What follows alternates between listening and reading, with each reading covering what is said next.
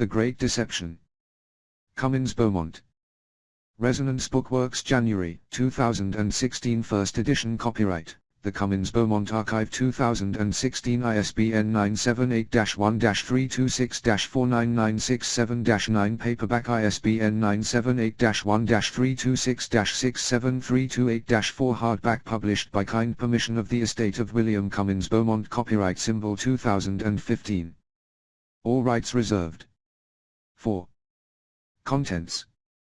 Editor's Preface. 7. Foreword. 13. Introduction. The Great Deception. 17. Chapter 1, Britain, Mother of Civilization. 21. Chapter 2, Syrian Antioch and Lincoln. 35. Chapter 3, The City of Nebuchadnezzar. 65. Chapter 4, Nebuchadnezzar and the Jews. 79. Chapter 5, The Eclipse of Babylon. 105. Chapter 6, Alexander and Macedonia. 121. Chapter 7, St. Peter and York. 133. Chapter 8, York and the Chaldees. 153. Chapter 9, The Silurian Wars with Rome. 171. Chapter 10, The True Jerusalem and the False. 207. Chapter 11, Suppression. 227. Appendix A, Damascus and Cirencester. 259. Appendix B, The Goldsby Stone and the Flood of Noah. 277. Appendix C, Athens and Dumbarton. 285. Appendix D, Edinburgh, the original Jerusalem. 299.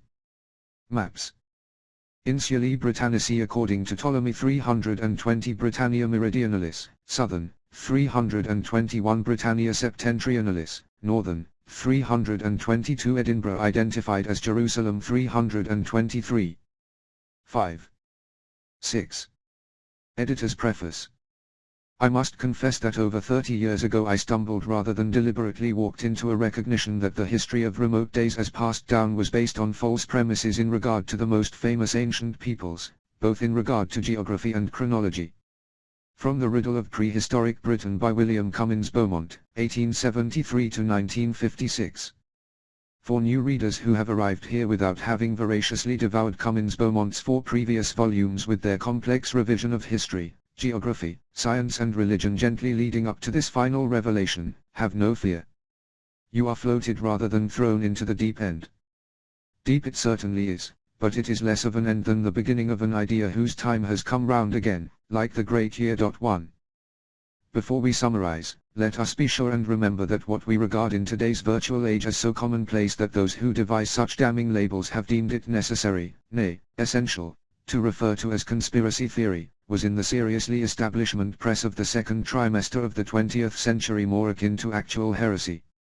Comyns Beaumont was at that time an experienced and highly regarded Fleet Street editor, firstly at the Bystander and moving on to the Graphic, having begun as a journalist with the Daily Mail. In later years, he shared his fascination for this material with Gabriel Toyne, his son-in-law, but he began the journey by questioning weather anomalies, because of extreme events at the time. He was a natural master of what is called, in our dumbed 1. The Great Year. The basis of Royal Archmasonry, refers to the precession of the equinoxes, whereby the constellations appear to rotate around the Earth because of the wobbling phenomenon caused by forces exerted by the Sun on the bulges at the equator. The effect is like that of a spinning top which wobbles as it loses momentum. The sky is divided into 12 constellations. 12 x 30 degrees x 72 years gives a great year cycle of 25,920 years. Comyns Beaumont emphasizes the many cyclical cosmic influences, greater and lesser, whose trickle-down effects impact upon the Earth, often in catastrophic ways. 7. Down days, joined up thinking, but what was in fact the combination of the visionary who saw a bigger picture and a journalist who wanted to get to the bottom of it. As a linguist trained to seek out the underlying structures beneath surface representations, later obliged by circumstances to become a student of the esoteric, I was obviously hooked. Edinburgh researcher Andrew Hennessy inspired my hunt, the work of Dr. Benny Pacer II and Professor Mike Bailey III encouraged it, and the enthusiastic assistance of Christopher Toyne miraculously guided it to a successful conclusion in 2015. The in-between parts are for another book. Comyns Beaumont's studies of earthquakes, flooding, and other extreme weather events and their relation to the passage of near-Earth objects led him to construct the theory of meteorism, for which, officially rejected and subsequently publicly ignored, has long been taken quite seriously by former astronaut Ed Lu at the B612 Foundation 5 and by NASA itself. Having observed a connection, he delved deeper, and illustrated the action of the now overfamiliar law of attraction as it occurs in nature, in a symbiotic relationship between cometary bodies and volcanic activity on the Earth. The comets are initially attracted to certain energetic areas of the crust, usually approaching in a NE/SW direction, causing the formation of chains of volcanoes, which in turn attract further celestial bodies. He went on from here to see that the flood of Noah was an actual historical event remembered over hyper-historical periods through myth, legend, stone carvings and religious traditions. I would add that the memory of the event is embedded in the very language we must use to discuss not only these subjects but anything at all, for if at the time of impact the whole energetic electrical system of the 2. Dr. Pacer is the director of the GWPF, founder and editor of CCNet, the world's leading climate policy network, and, impressively, has a 10-kilometer-wide asteroid named after him. 3. Professor Emeritus of Paleoecology at QUB, Dr. Bailey's dendrochronology work confirms the date of the catastrophe, though he might not entirely agree with CB's revised geography. 4. If you search online for the term meteorism, you will still find the first few pages of results filled with nothing but remedies for flatulence, sadly. 5. Named after the asteroid home of Antoine de Saint-Exupéry's Little Prince. 8. Planet, and wider space, were upset by the electromagnetic pulse which he claims would result on entry into the atmosphere, then the systems in use on Earth would of necessity be reset. We would be temporarily disconnected from the grid, so to speak, and would have to adjust to the new, skewed conditions. The confusion of languages would be the primary consequence, aside from death by frazzling and drowning, and the mass submergence of half a continent along with its highly advanced civilization. He equates the flood of Noah with the deluge of Deucalion and the flood of Agiges, tracing the accounts in multiple sources to give a picture of an extinction-level event which had a devastating effect on the world, particularly the Western world, whose history ended up being relocated, the stories of the refugees becoming attached over the years to the lands they moved to rather than the lands they had fled from. The history of what was formerly Hyperborea, described by Plato as Atlantis and by others as the Hesperides, paradise, paradis, near the gods, the underworld, heaven and hell, was thus transposed to the Mediterranean, giving us a distorted notion of the spread of civilization. All the relations and uprisings of the ancient Jews in their contacts with the Romans can only be properly resolved and understood, I contend, when the entire sphere of activity is transferred to ancient Britain. Comyns Beaumont, The Great Deception. Having spotted the connections between myths and Old Testament accounts, Comyns Beaumont examined these in great depth and concluded, like Tesla, 6. That here was an 6. Nikola Tesla, the Serbian inventor best known for alternating current, whose genius was acknowledged by James Clerk Maxwell and Lord Kelvin, died in his hotel room at the New Yorker in January 1943. His papers were removed by agents including John Trump, the uncle of Donald. Elements of Tesla's research appeared in German weapons development during the war, and later in the USA, where top German scientists went to work. His work was inspired by ancient religious texts, where he discovered much encoded scientific information. Some enlightening quotations follow. At this time I made a further careful study of the Bible, and discovered the key in 9. Advanced people, with sophisticated military capabilities. He examined the stories of the war between men and giants, or gods, and found that they joined up significantly with the arrival of the comet and resultant catastrophe, though he specifically did not associate these two events, regarding them as a coincidence, referring as he did to the relatively primitive weaponry familiar to him in the middle of the 20th century. He did, though, work out the dates of these events, and concluded that they must have occurred in what is now Britain, leading to the next earth-shattering conclusion, that the Phoenicians, the ancient Greeks, and most significantly, the Jews, are not what they seem, and did not live where we thought they did. Revelation. The first gratifying result was obtained in the spring of the succeeding year, when I reached a tension of about 100 million volts, with my conical coil, which I figured was the voltage of a flash of lightning. Ere many generations pass, our machinery will be driven by a power obtainable at any point in the universe. This idea is not novel. We find it in the delightful myth of Antaeus, this Libyan, or Irish, giant, whose name means hostile /set against, was the son of Gaia and Poseidon, who was beaten in a wrestling match against Heracles when Athene advised the god to lift Antaeus up from the earth, thus causing him to lose his power by being disconnected from the grid. Ed. We find it among the subtle speculations of one of your splendid mathematicians. Throughout space there is energy. Is this energy static or kinetic? If static, our hopes are in vain; if kinetic, and this we know it is, for certain, then it is a mere question of time when men will succeed in attaching their machinery to the very wheelwork of nature. So astounding are the facts in this connection, that it would seem as though the Creator himself had electrically designed this planet. Tisler on Schumann resonance, 1905. Mr. Tisler thinks he can demonstrate mathematically that force and matter are reducible to potential energy. I am to go and see him next week to get this new mathematical demonstration. In that case the Vedantic cosmology will be placed on the surest of foundations. I am working a good deal now upon the cosmology and eschatology of the Vedanta. I clearly see their perfect union with modern science, and the elucidation of the one will be followed by that of the other. Swami Vivekananda, the first known Hindu sage to come to the West, where he introduced Eastern thought at the World's Parliament of Religions, 1893. Tisler's most misunderstood invention is popularly known as the death ray. It was simply a particle beam weapon which he proposed in 1937 and was fabricated under contracts with Alco Aluminium and the English and Italian governments. It used electrostatic propulsion techniques, and similar devices are being developed today by the Strategic Defense Initiative Organization, SDIO, and the U.S. Army Strategic Defense Command. Quote from the Tisler Society. 10. Immanuel Velikovsky 7 carried out his own revision in 1950, without ever referring to Comyns Beaumont, and received all the praise and blame for the theories of catastrophism. All the praise and less of the blame, perhaps, for Velikovsky's Worlds in Collision conveniently left the history of the Jews in the Middle East, where we have all been persuaded it belongs. Despite the fact that the modern Jew has only in very rare cases any of the blood of ancient Judah, the belief persists that Israel is the ancient home of the Jewish people, and the ancient conflict carries on there, by proxy. Comyns Beaumont, The Great Deception.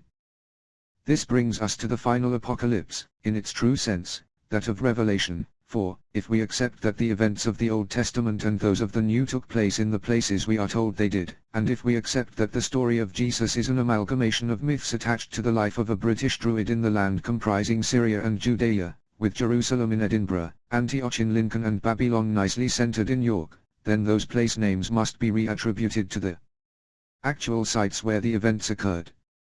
Comyns Beaumont concludes that, as with prehistory, the history of Christianity has been uprooted and replanted in a distant land.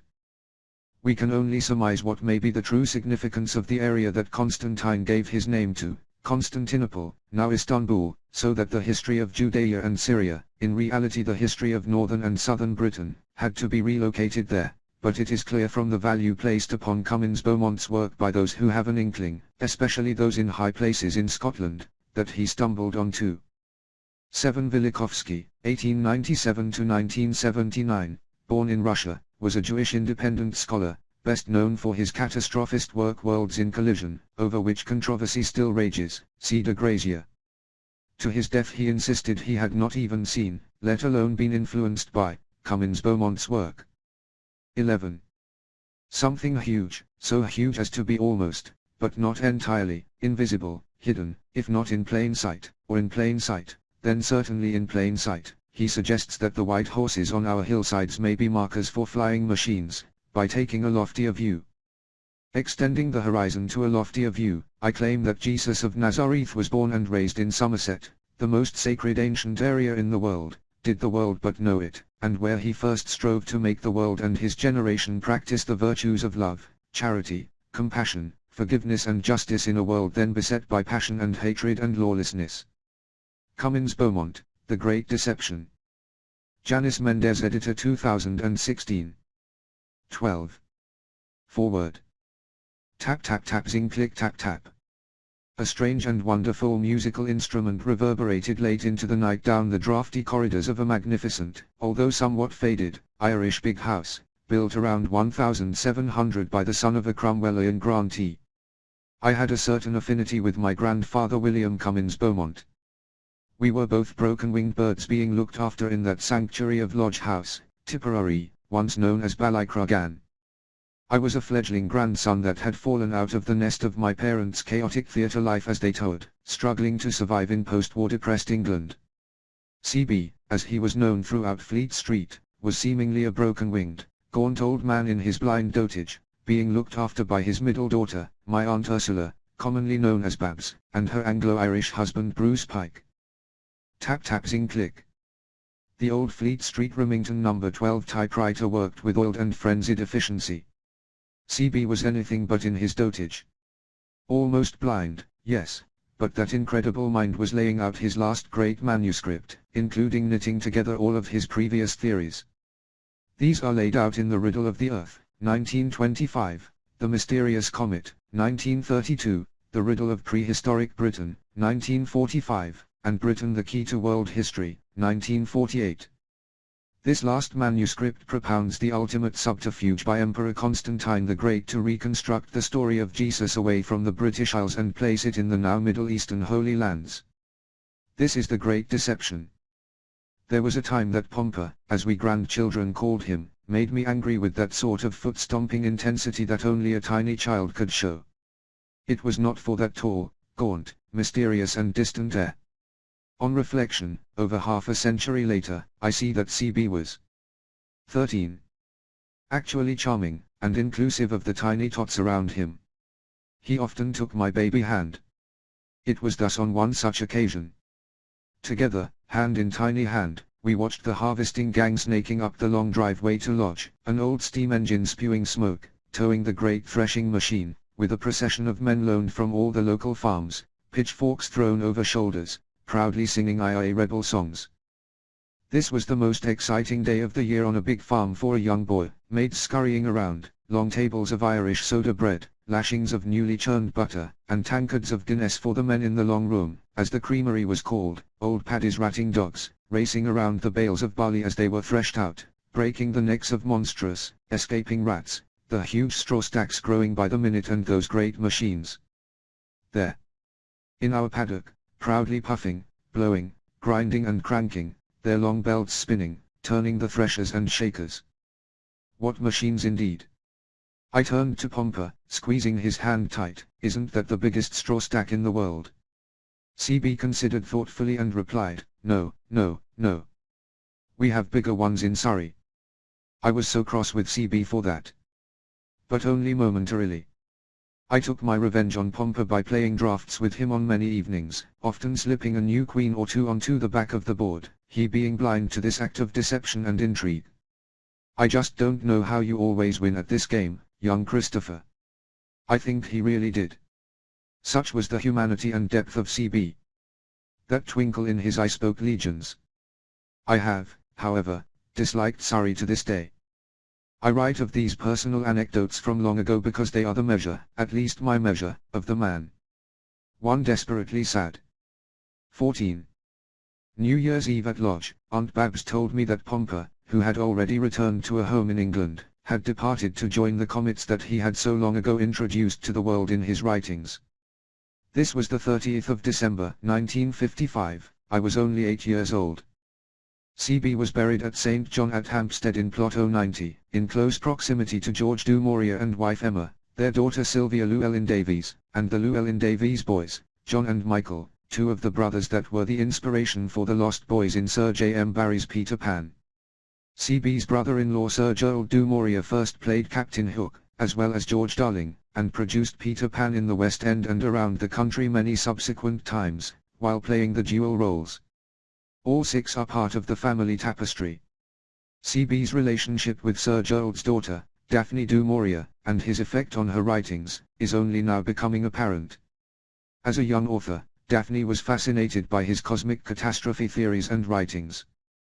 As a young adult, I had only a vague notion that CB had published these books and held theories of such singular and revolutionary importance. Then, out of the blue, as it were, I discovered an old box of CB's effects that had been stored away with my aunt's belongings after she died in Trebetherick, Cornwall. This cornucopia of literary magic included first editions of all of his books, including his two other books, his autobiography A Rebel in Fleet Street, 1943, and the extraordinary The Private Life of the Virgin Queen, 1947. There, too, at the very bottom of the box, lay the actual carbon copy of the long-lost manuscript we are presenting to you today. There is little that I wish, that I dare, to write about the Great Deception. I have always been taught, as an actor, never to upstage the star, and as a director never to plagiarize the truly great. It is for you the reader to explore, discover and consider, perhaps returning to CB's previous 4 books listed above for clarification and, dare I say it, enlightenment. 15. I can only say I am thrilled at the tenacity, determination and sheer old-fashioned British bulldog spirit of editor Jan Mendes that she hounded me sufficiently, and for enough years, to uncover this manuscript, plus bring the surviving family members along for the ride, in order to publish The Great Deception. Tap tap tap zing, the end. Christopher Toyne grandson. 16. Introduction. As readers of my previous volumes on the lost history of the British Isles are aware, in them I sought to identify the famous, supposedly drowned Atlantis with Britain. My researches involved almost a lifetime's study of earlier civilizations in America and Asia, as well as Europe. When I came to realize that the drowning of Atlantis coincided with the flood of Noah, as that did in turn with the Greek account of the deluge of Deucalion, it led to the ultimate discovery that the history of the scriptures and of the earlier Greek peoples took place in Britain. The evidence I collected eventually threw a vivid searchlight on the past. The collision of a comet, or more accurately twin comets, with our Earth, at a period preserved under various mythical names, emerged as the main clue to the course of world history in a most crucial epoch. It became increasingly clear. I was actually able to identify Bible sites. In Britain took place the full history of the Israelites and other Bible peoples well into the Christian era, including the lives of Jesus Christ and the Apostles. In the ensuing pages the reader can follow the clues and form conclusions from the material presented.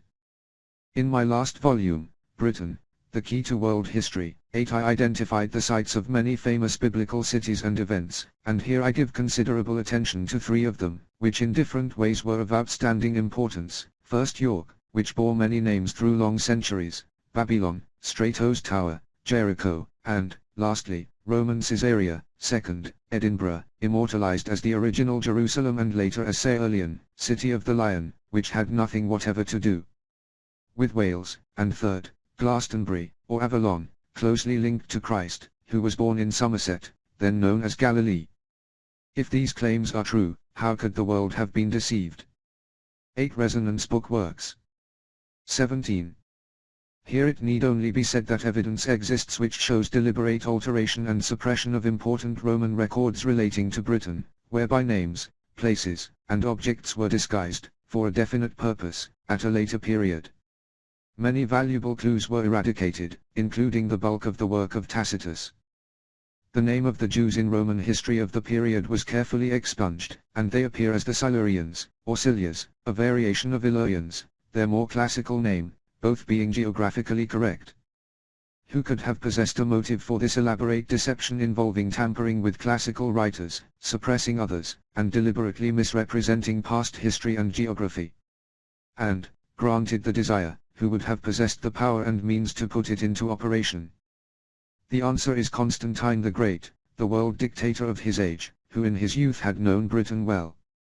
He introduced Christianity into the Roman Empire, for political or pious reasons, perhaps both, but it was a Christianity which had arisen in distant barbarian Britain, in an atmosphere of wars, strife, and doubts, and it did not fit in with his policy as a likely creed for his Roman subjects in the south. He therefore caused a completely new and imitation Holy Land to be instituted near his own capital, Constantinople. He was aided by certain prelates he could trust.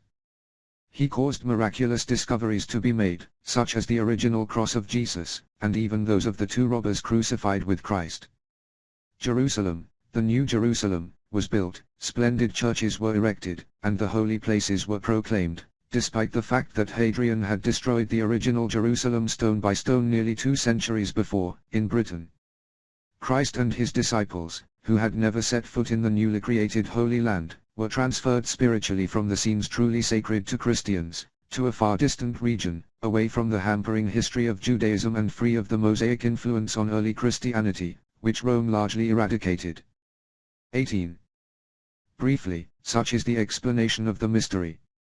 There was no one in Constantine's age to question this fraud. Every possible means was employed to conceal the transfer in an age when comparatively few could read, and fewer still knew anything about Britain. Not the least amazing aspect of the story is that it took place over 1,600 years ago, and yet no one seems to have detected the fraud, although many within the last century have strongly questioned the truth in regard to the present Jerusalem and other alleged sacred places. For those who prefer orthodox beliefs to the truth, the fraud will continue to flourish. What the educated world should recognize is that world geography and the history of the past have been entirely misrepresented by Constantine's dictatorial escapade. He could not transfer the site of Christianity without upsetting the entire geography of the earlier world at the same time. The activities of the disciples, for instance, never took place in Asia Minor. I would only like to add that the aim of this book is not simply and solely to trace the origins of Christianity and Bible history to Britain, but also to indicate the great age and distinction of Britain's history and civilization. The one is a necessary corollary of the other. If Britain's unknown history throws a new light on Bible history, it can equally be contended that Bible events, or those relating to the Jews in the works of Josephus, also throw a strong light on this ancient island. William Comyns, Beaumont, 1953. 19. 20. Chapter 1. Britain, Mother of Civilization. The Real Past is a book sealed with 7 seals. Very Rev. W. Orange, D.D. This work in various ways enlarges upon the claims advanced in my previous volumes, that the Aryan race evolved in the British Isles, originally from the Shetland Orkney Isles and Mull, once of considerable size, but shattered and torn apart by the greatest catastrophe in world history, summarized in the book of Genesis as the flood of Noah, although the Bible contains considerable information on the object only intended to be understood by the initiated. 4. Properly construed, the history of the Old Testament is the history of prehistoric Britain onward. The great catastrophe in question, as my former readers are well aware, records a period when the then highly civilized world, in the throes of a great war, was smitten by a cometary body, or, to be more correct, by 2 cometary bodies, one of which collapsed over a large part of the British Isles, with most violent and tragic results. It was an age of considerable populations, and many large, walled cities. I have traced this civilization over a large area and have been able to identify it with the use of Bible and classical records, legends and myths, archaeology, astronomy, geology, and not least by place names, which frequently survive, in the least suspected places. I wish to emphasize the claim of the Aryans to have been the first founders of world civilization, and to indicate the importance of climate to the development of civilization. C.E.P. Brooks, in The Evolution of Climate, appears to be in agreement, and contends, the districts where civilization began probably had at that time the most stimulating climate in the northern hemisphere. 21. Anthropology supports this view, and also teaches that the Aryans never originated in the East, so what is to be said of the religious claims that the Adamites, who, it is not disputed, evolved in a land named Mesopotamia, between the rivers, must never have belonged to that region which geographers term the Afrasian steppe desert belt, which stretches from China to the Atlas Mountains in northwest Africa, latitudes almost completely free of rain, suffering scorching summers and the mildest of winters. Now let us turn to the north. It is my task to prove conclusively that Britain was the original Atlantis of Plato, and that in the northernmost parts of the British Isles, from the Shetland Orkney group, once incomparably greater in size, but now largely drowned, and from the adjoining regions, arose the Aryan race, the first founders of civilization, and men of great energy and inventive faculties, among other qualities. Scotland, on the authority of many archaeologists, was the birthplace of the Aryan race, who may be traced throughout the ages from the Paleolithic, Neolithic, Early and Late Bronze, to the Iron Age. In no sense does this realization lead away from the philosophy and teachings of the past, but it places them in their true and original setting, confirmed in 100 different ways. It is as though some priceless jewel which for ages had been ignored owing to a false setting were at length recognized and redeemed. These were the sons of Adam, the titans or giants of Greek tradition. Sanchonathan, the Phoenician sage, vestiges of whose work were preserved by Eusebius, says that Phoenicia, meaning the old Red Lands of Scotland, was first inhabited by men of vast bulk and height called elites, elite/noble, or titans. A modern authority on this subject, L.A. Waddell, who spent his professional career in India and devoted over a quarter of a century to the question of the Aryans, says, "I eventually found that, despite all that has been written about the vast antiquity of civilization in India, there was absolutely no trace of any higher civilization in India before the 7th century BC. Historical India, like historical Greece, suddenly bursts into view about 600 BC in the pages of Buddhist literature and in the Mahabharata epic." 22. With a fully fledged Aryan civilization of precisely the same general type which has persisted down to the present day. 9. Furthermore, he states, new keys, unloosed the sealed stores of history, and disclosed them, the Phoenicians, to be the leading branch of the Aryan race, Aryan also in script and speech, and the lineal parents of the Britons, Scots and Anglo-Saxons. The Aryan civilization Waddell refers to was, I believe, the Brahmin religion. The caste system was introduced by the Aryan conquerors to preserve if possible the purity of blood of its settlers, as was the case in Mexico. A generation or two ago a number of philologists with high-sounding professional titles sought to derive the Sanskrit, the earliest tongue of the Aryans, from some ancestral source in a vague, undefined region of Central Asia, and to claim that it was carried thence into northern Europe. However, anthropologists destroyed that quaint myth, for it was proved that at no time was there any migration from Asia into Europe. If we take the subject of the origin of language, admittedly the Chaldean, Hebrew, Phoenician and Greek were all derived from one parental source. It is surprising to note how closely related to the ancient Hebrew is the Welsh tongue. Leland, a very learned man, royal antiquary to King Henry VIII, declared that the Cymric language is closely related to the ancient Hebrew and Greek, although these tongues are supposed to have originated from the other end of the ancient world. Canon License, in Our British Ancestors, 10 claims that 5,000 English words are of Hebrew origin, and William Tyndale, a translator of the English Bible, says that the English agree. 1. 9. L.A. Waddell, The Phoenician Origins of Britons, Scots and Anglo-Saxons, Resonance B.W. 10. Samuel License, Our British Ancestors, Oxford and London, John Henry and James Parker Gloucester, J. Headland, 1865. Digitized versions of the book are available at www.archive.org at the time of preparation of this edition, ed. 23,000 times more with the Hebrew than with the Greek, while other philologists have said much the same. The Jutes of Denmark, according to an ancient work, Vetus Chronicon Holsaci 11 were Jews of the tribe of Dan, and that Jutes, Angles and Saxons were kindred nations. The truth is that the Gaels, Hiberno-Celts, Iberians or Hebrews were all originally derived from the same source, who dwelt originally on the Scottish mainland or in the many isles then blessed with a subtropical climate, their primordial homeland. They spoke the same language or sounds, which doubtless varied according to local conditions, in differing dialects, its original source inspired by the direction of the once prosperous and important ruling island, Shetland Orkney, the Crete of the Greeks. Their earliest vocabulary, based originally on primitive sounds, gradually developed through the Old Stone Age into the earliest Aryan speech. This Aryan speech may seem to have been carried not so much eastward in the primitive days as westward to Central America, then easily reached, and where later arose the Mayan Empire, named probably after Maia, goddess daughter of Zeus and Pleione, one of the Atlantids isles, drowned in the Great Catastrophe. The importance of Maia was that she was the fabled mother of the great deity Hermes, who represented the priestly class. The Abbé Brassier de Bourbourg, who dwelt among the Quiches of Guatemala, writer of well-known works, traced many Aryan roots. 2 words throw a side light on this subject. We have no etymology to explain the origin of the names Atlas and Atlantis, but the Maya word ATL for water explains them. 12 They also had a destructive demon named Hurricane, our word hurricane.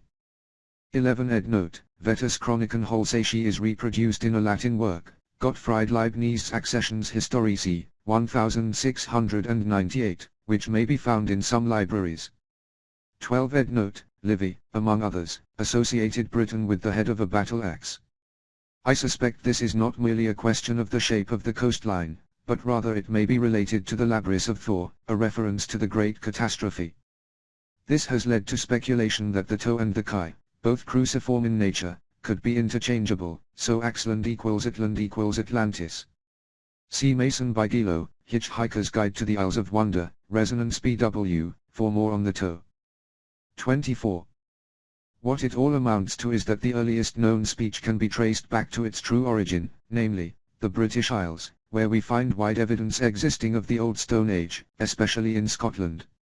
Scandinavia, although of considerable antiquity, reveals nothing earlier than the Late Stone Age, when the primitive inhabitants had probably begun to make rafts or build coracles and venture upon the seas. Sankonathan gives an interesting survey of the earliest progress of civilization. He says that Phoenicia was inhabited by men of vast bulk and height, as already mentioned, that Hypsiranius 13 named after his mother, first inhabited Ur of the Chaldees. Women in those days had intercourse with any man they chanced to meet. Hypsiranius built huts of reeds, rushes, and papyrus. He quarreled with his brother Eusus, who invented clothing from the skins of beasts. Tyre was consecrated to Astarte, whose totem was a bull's head. In this, Tyre plays the most important role in the earliest history of mankind, and is closely related to the earliest deities of the Uranids, the people of Ur, the great center of the Magi and teachers. The original Tyre, Tur, where ruled the Hiram, the living deity, was utterly destroyed, as Ezekiel describes in a post facto prophecy. A daughter Tyre was subsequently built near Sidon, but it was never the original Tyre, otherwise Ur. Let us now pass to the more essential problems of the past. For those unfamiliar with the word Atlantis, it is essential to make the legend plain, because although Atlantis was Britain, it must be clearly recognized. Plato, in his Timaeus, describes how the famous Athenian philosopher and statesman Solon visited Sais, in what we now know as Egypt, and talked of ancient subjects within his knowledge. One of the priests, who was of great age, said, "O Solon, Solon, you Hellenes are but children and there is never an old man who isn't." 13 Ed note, also known as Mimramus or Semimramus, the High One of Heaven. Cf. Ramus. 25. Helen. The priest thereupon described how fire from heaven destroyed the island of Atlantis, a terrible catastrophe explained in the form of a myth where Phaeton, the son of Helios, having yoked the steeds of his father's chariot, because he was not able to drive them in the path of his father, burnt up all that was upon the earth and was himself destroyed by a thunderbolt. Said the priest to Solon, this really signified a declination of the celestial bodies moving around the earth and in the heavens, and a great conflagration of things upon the earth recurring at long intervals of time.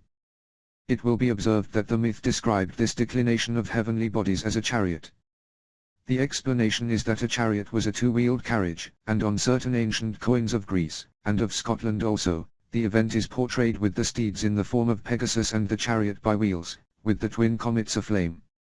On certain engraved Scottish stones, and expressly the Golpsy stone, of which more hereafter, the wheel and axle are illustrated by two separate but linked circles. Thus did the ancient Britons endeavor to preserve for posterity an account of the terrible affliction they underwent, whose sinister traces yet survive, although unappreciated by geologists, who have completely gone astray over this extraordinary world event.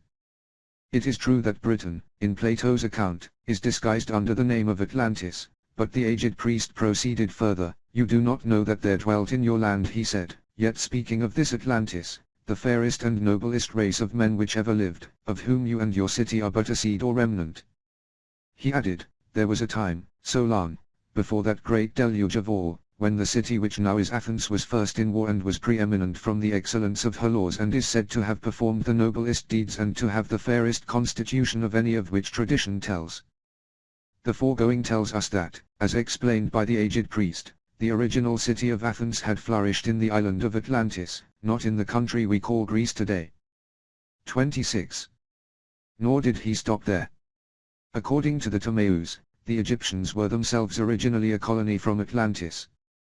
The citizens of this city, Sais, are great lovers of the Athenians, he continued, and say that they are in some way related to them. In describing the invasion of Atlantis by a vast power from across the seas, which preceded the great catastrophe, he said, "The vast power thus gathered into one, endeavored to subdue in one blow our country and yours, and the whole of the land which was within the straits." He concluded by stating that afterwards there occurred violent earthquakes and floods, and in a single day and night of rain, all your warlike men sank into the earth and the island of Atlantis in like manner disappeared and was sunk beneath the sea. It is important in relation to this account of the priest of Sais to note that the subsequent religious faith of Egypt in the Mediterranean, of Osiris, Horus and the underworld, so vividly portrayed in the Egyptian Book of the Dead, was based entirely upon the destruction of Atlantis. It relates to the very heart of the disaster in Britain and, notably, is placed along the west coast of Scotland and the Isles in the Hebridean Sea.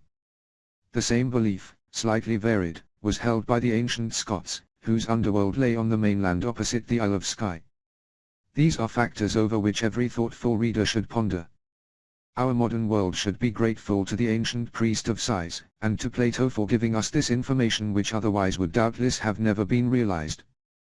The aged priest, however, made two errors in his story which have led many subsequent investigators astray.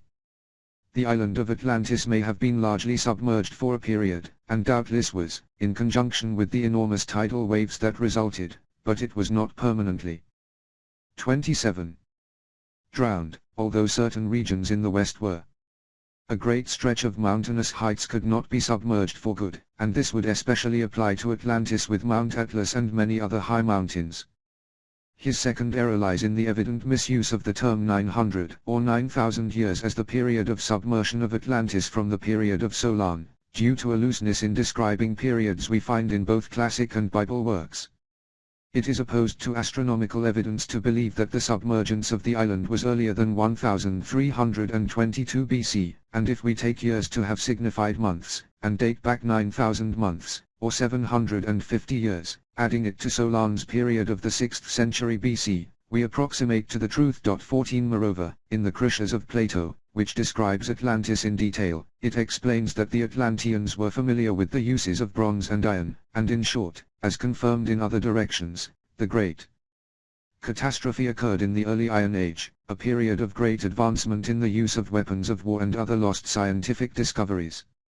Researches have indicated that, prior to the event in question, the then living pharaoh was Sesostris, also named Amenophis, who had retreated from the foreign invaders of his country and was in the region of the Isle of Mull at the time of the collapse of land and sea. In this very same direction, on the mainland, Deucalion, the Thessalian version of Noah, had been previously warned by Father Prometheus, a famous volcano which some short time before produced an abortive eruption, and so prepared him for the sequel, hastened to build his ark, and to be ready for all emergencies, a folklore memory which existed throughout the subsequent Greek and Hebrew ages. Those who may desire to follow the details should refer to the riddle of prehistoric Britain. I will cite here a remarkable passage of Diodorus Siculus, which indicates clearly the true region of the flood. 14 What we now call a month the Egyptians used formerly to style a year. Manetho. Lockyer has observed that the Egyptians used sidereal as opposed to the Babylonians' lunar measurement of time, causing confusion in translation, so that sometimes a year could be read as a month, or vice versa. 28. Osiris marched away into Ethiopia.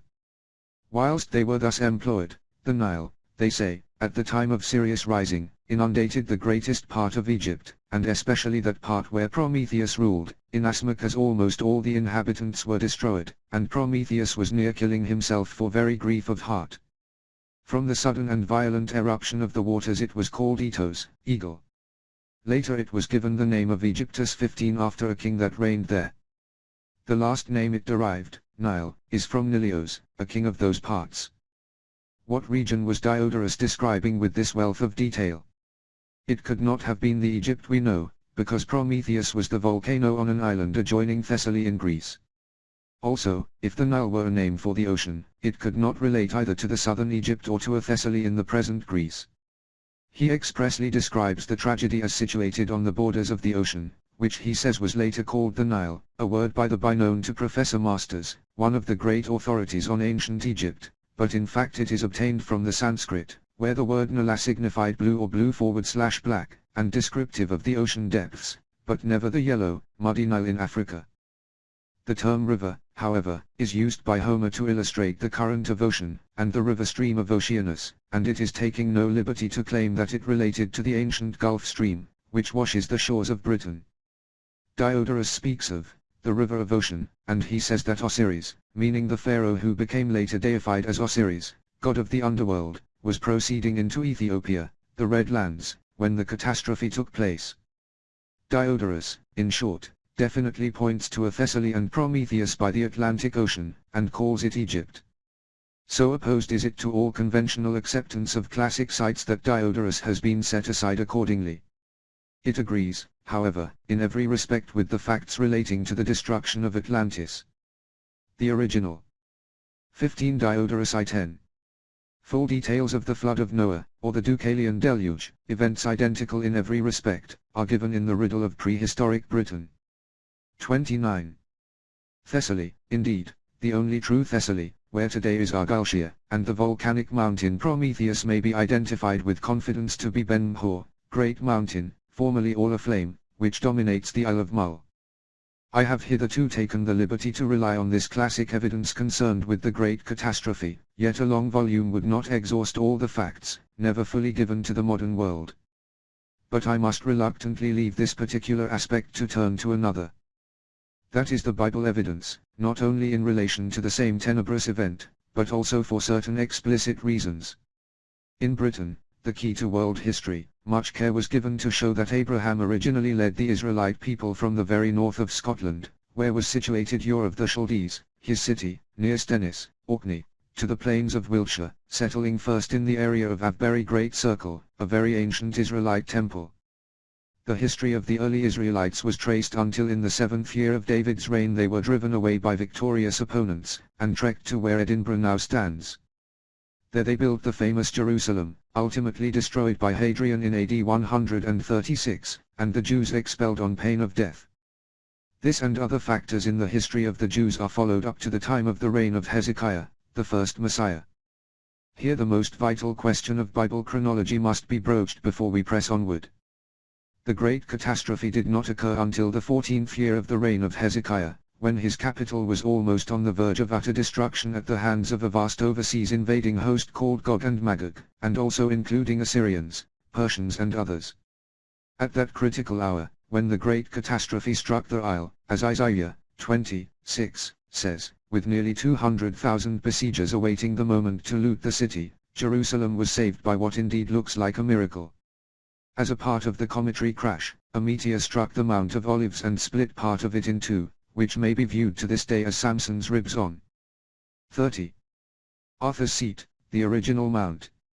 It occasioned in Jerusalem itself a most destructive earthquake, accompanied as usual on such occasions in proximity to the sea, by a tidal wave and great floods.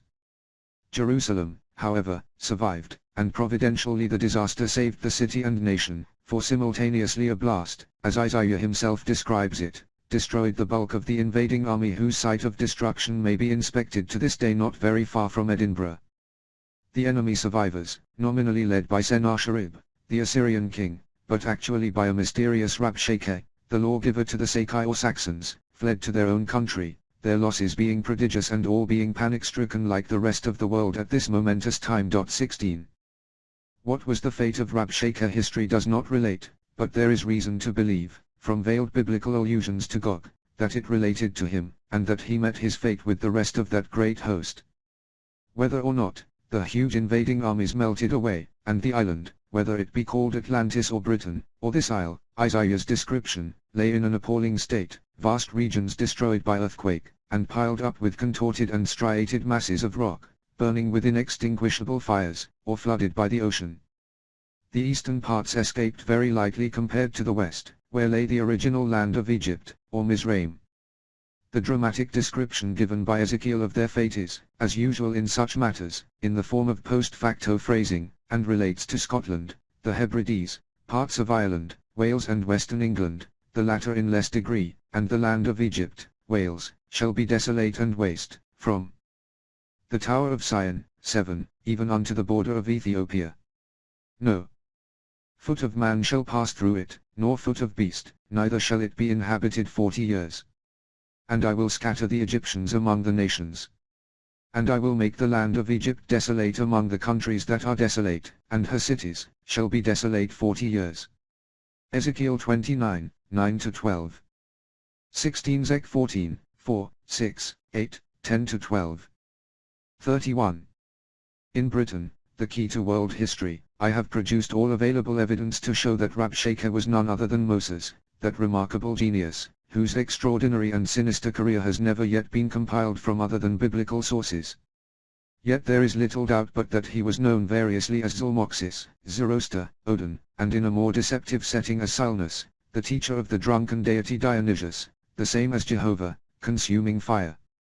Moses was the man who, before the great catastrophe, set the world ablaze either for his own ambitious ends or out of personal hatred of the pharaoh of his own period. He organized uprisings in Egypt, fled for his life to Ur of the Chaldees, then the rival power of the pharaoh who had prepared for him most powerful armaments, which later proved inferior to those engineered by the active genius of Moses. The period leading up to the flood epoch was a time when firearms, serpent rods, and greater destructive weapons had reached a high pitch of efficiency. It was the main cause why the deity was supposed to have intended to destroy the world. After the great catastrophe the secret of firearms was lost, and rediscovered only after many centuries. At Ur, the seat of the Archmagus, the Hiram, Moses proceeded to perfect the designs of Dionysius, and inveigled for his purposes other men and arms. He was known as Zalmoxis among the Goths, and as Zoroaster in Persia, probably now South Russia. The Persians were persuaded to assist him to build the armaments of his god, consuming fire. Lastly he became famed in northern Europe as Odin or Wotan. Finally, constructing enormous forces, powerfully armed, he made war on Egypt and the lands of the West, including Jerusalem. Moses, indeed, was the entire inspiration and the active leader of the great invasion of Atlantis, of which the aged priest of Sais spoke. The main purpose of giving these details is to explain the confusion of chronology, which has a direct bearing on this present work, as the course of true history. Moses did live at the time of the plagues of Egypt, all forerunners of the presence of the cometary collapse as 32. That body, or bodies, traversed the heavens in the region of the earth. The great catastrophe occurred circa 1322 BC, as proved by the Sothic cycle, the only certain means of ascertaining time based on the quadratures of the star Sirius. 17. The period of Moses, although set in its true position as regards the plagues of Egypt and the pharaoh whom he deified, is altogether at variance with the history of the Judeans and others in the order given in the Old Testament.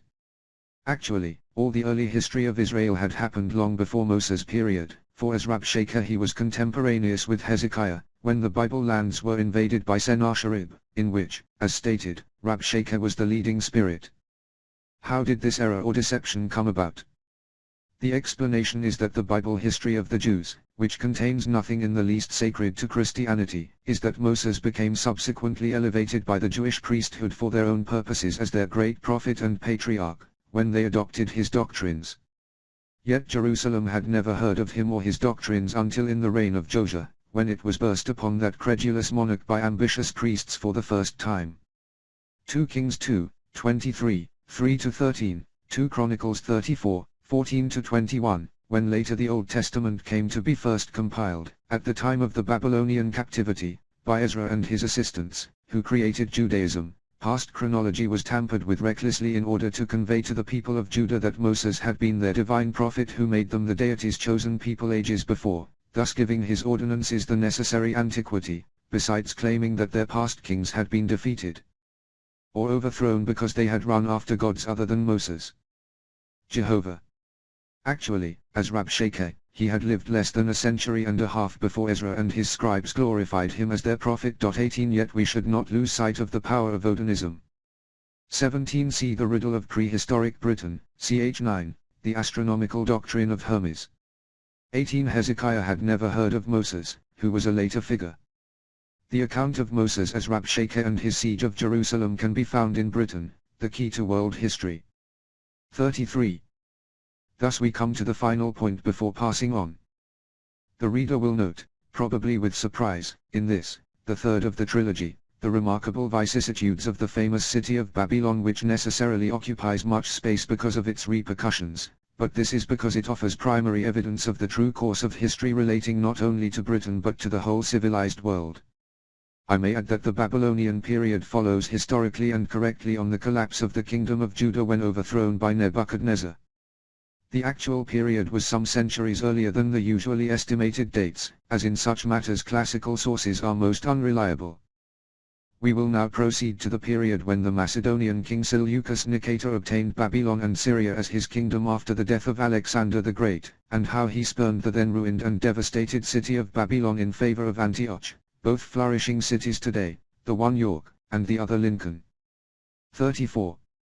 Chapter 2. Syrian Antioch and Lincoln. The way most men deal with traditions, even traditions of their own country, is to receive them all alike as they are delivered, without applying any critical test whatever. So little pains do the vulgar take in the investigation of truth, accepting readily the first story that comes to hand. Thucydides. Geoffrey of Monmouth, in his History of the Kings of Britain, states that Brennus, or Brennius, a British king, captured Rome circa 390 BC and is confirmed by Livy, except that the Roman historian describes how Brennus, leading his Senonian Gauls, had the city at his mercy except for the capital, and was frustrated from capturing it only by the frightened cackling of the Capitoline geese which gave the alarm, a story known to every schoolchild. According to Geoffrey, Brennus was the younger brother of Belinus, son of Dunwallow, who divided Britain into two parts, Belinus ruling from south of the Humber, including Wales and Cornwall, and Brennus from the Humber to Caithness. Brennus, ambitious and warlike, in due course made war on Belinus, was defeated, and fled to Gaul, but, deciding eventually to make another attempt to conquer all Britain, he landed on its shores with a formidable army. The two hosts confronted each other, when their mother, with trembling steps, flung her arms around her younger son's neck and implored the two brothers to become friends. Having finally embraced one another, they then decided to invade the Low Countries, in which campaign Brennus led his subjects, the Senons. The Senons require very close scrutiny as an ancient people on both sides of the Channel. 35. Who were these Senons? Livy describes them as yellow-haired giants, of high courage but fickle temper. He speaks of their harsh music and discordant yells and admits that Rome was unprepared for an enemy never before seen or heard of, from the ocean and the remotest regions of the earth. 19. In the end, Camillus, by guile, utterly overthrew them, according to Livy, but Geoffrey states that Brennus stayed and tyrannized over the enemy. It would appear that they retreated into Umbria but were finally subdued by Rome in 283 BC. It also appears that Brennus and his Senons in Italy never returned to their own country. Richard of Cirencester, in his De Situ, says that all the tract south of the Thames was anciently occupied by the Senons who passed into Gaul around 400 BC with their king, Brennus, planning to attack Rome, but leaving their own land unprotected and full of spoils. Some 50 years later, he adds, the Belgae, who were settled across the Rhine by right of conquest, sent out colonies and occupied the deserted land of the Senons. The Belgae were themselves Senons, and as will be seen were really the Saxons. In Caesar's time they stretched to Lutetia, later Paris, their name being preserved in the city of Sens and the river Seine. The Senons of Britain were called Iceni, also Senomagni or Sanomani, a very important people who enable us to throw a new light on the past. In southern England they occupied Hampshire with Porchester and Southampton Water, to where cargoes of metals were brought by pack horses from the western counties, and shipped across the Channel to avoid the circuitous and dangerous navigation round Land's End. Prasutagus, king of the Iceni, so enriched himself by this traffic that he made the Romans his heirs, hoping thus to assuage their greed, but as we know they plundered his family, violated his daughters, and enslaved his nobles. This caused the uprising, in 61 AD, of Queen Boadicea and roused other. 19 Livy, History of Rome. V. Livy is rightly extolled as a great classical writer, but his historical accuracy has often been questioned. 36. Icenian tribes, including also the Scythians under Caractacus, to make war, with the result that Britain was all aflame from the Channel to the Forth. Place names confirm the Icenian settlement mainly in between the Itchen and Antona rivers of Hampshire, with Winchester their capital, and the New Forest was called Icenia, by Leland, as late as the reign of Henry VIII. But the main country of the Senons lay around the Humber, including most of Yorkshire and also Lincolnshire, and especially the eastern counties of Norfolk, Suffolk, Cambridgeshire and Huntingdon. It is significant that these people were termed Seni or Iceni Magna, the Great Iceni, or Senons, the senior or original Senons, to distinguish them from the latecomers in Hampshire. Sini or Iceni is only an adaptation of the original name of Senons. Or perhaps it may be explained the other way about, for I shall endeavor to prove that they were the racial descendants of those Babylonians called Snar in Nehemiah's list of those who adopted the Mosaic cult, and were led from Jerusalem by Zerubbabel in the reign of Darius, numbering 3,930 persons, and who totaled the greatest proportion of all others of non-Hebrew birth who accompanied him and embraced Judaism. Nehemiah 7:38. The Snar were the people of the biblical Shinar, the aborigines of the country where Babylon was situated among its rivers and canals, who were also Babylonians or Syrians, and were those who became converted to the Moses doctrine. The true position of ancient Babylon is a complicated and very important question, for few ancient cities have been more confused than the great walled city of Nebuchadnezzar both in location and history. It had a great bearing on the past and we must consider it.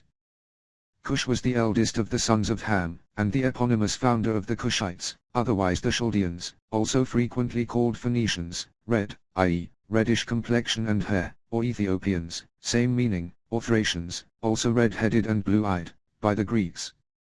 His brethren, we are told, were Mizraim, Phut, Libya, originally Ireland. 37. And Canaan. Cush fathered Nimrod, and the beginning of his, Nimrod's, kingdom was Babel, and Erech, and Akkad, and Calneh, in the land of Shinar. Genesis 10:10. Furthermore, Nimrod's son Ashur, Assyria, 20 left Shinar and built Nineveh and other cities elsewhere. Genesis 10:11. In other words, Ashur migrated and created Assyria, and in this there is absolutely no ground for the assumption that Babylon was a part of Assyria. Babylon lay in Syria, an essential differentiation. As it is my purpose to prove to the reader that this Babylon really lay in Britain, on whose site now stands the ancient city of York, so also the biblical Assyrians or Ashur went out of that land, where Babylon stood, the contention being that they were known later as Senons or Belgae, people of the god Bel or Belin, and were racially Saxons or Sakai, who dwelt between the Marne and Seine, and Lower Rhine eastwards. They were described as Gauls, and some of their descendants were those who settled subsequently in southern England. The Sena Gallica denoted the river Seine, not a region in Italian Umbria. The Assyrian cities specified in Genesis were Nineveh, Rehoboth and Calah, also risen, between Nineveh and Calah. It is of importance to note that the ancient city of Treves, on the banks of the Moselle, was occupied in Caesar's time by the Treveri or Treveri, a Belgic people of Celtic origin, and the citizens of Treves claim Assyrian descent to this day. On the Rothes House, a late Gothic building erected in 1450, is a proud claim inscribed in the 17th century, recording Anti-Romam Treveris Stata Annis MCCC, a declaration that Treves stood there 1,300 years before Rome was built, giving the city thus an origin of circa 2076 BC. 21. This claim was based on an ancient tradition that it was founded by Trebiata, son of the Assyrian king Ninus, Ashur, the traditional builder of Nineveh and husband of Semiramis. Nor does it stand alone, for not far. 20 ed note, as, God, shore, wall, enclosure, area God's land, by the wall. 21 According to my revised chronology, Abraham led his Jews to the land of Canaan, circa 2160 BC. On this computation Babylon was founded by Nimrod not very long after Abraham's migration farther south to Hebron. 38. From Brussels stands the town named Nineveh, whose origin is lost in the past, in the remote past, yet it offers a strange coincidence. Calais, again, is a very ancient settlement of Man, once ruled by the Senons, and may very properly be related to the city Calah, built by Ninus or Ashur, once we are on the trail.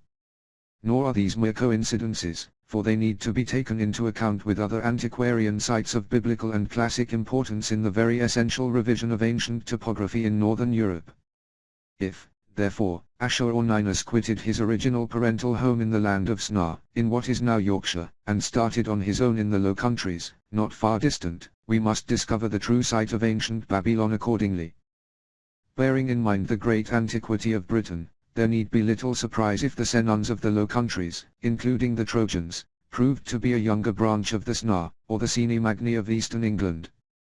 What more, in his Insulae Britannicae, credits the Sini Magni as settled in East Anglia, Norfolk, etc., but he fails to identify the people of Lincolnshire other than the Corytoni, although there is little doubt that the Sini Magni, whose very name suggested their importance, dominated both Lincolnshire and Yorkshire from a very early time, ages before the Brigantes managed to spread into Yorkshire after the fall of the Silurian capital in the reign of Hadrian. Apparently long before that the Parisii were settled in the northeast of Yorkshire, near Flamborough Head, and they were Senons, having come from where is now Paris. In fact the Sini Magni may be said to have indicated the Sna, or Sna, the Syrians of Babylon. Another sidelight is thrown on the Senons by the fact that in 680, Saint Wulfram, then Bishop of Sens, the ancient capital of the Gaulish Senons, founded the great church of Grantham, Lincolnshire, dedicated to him, although only a few foundations of the original edifice remain in situ. For what reason did Wulfram select Grantham for this sacred honor? True, a personal reason might have influenced him, but it may have been because Saint Wulfram recognized the relationship between the Senons of England and those of Gaul.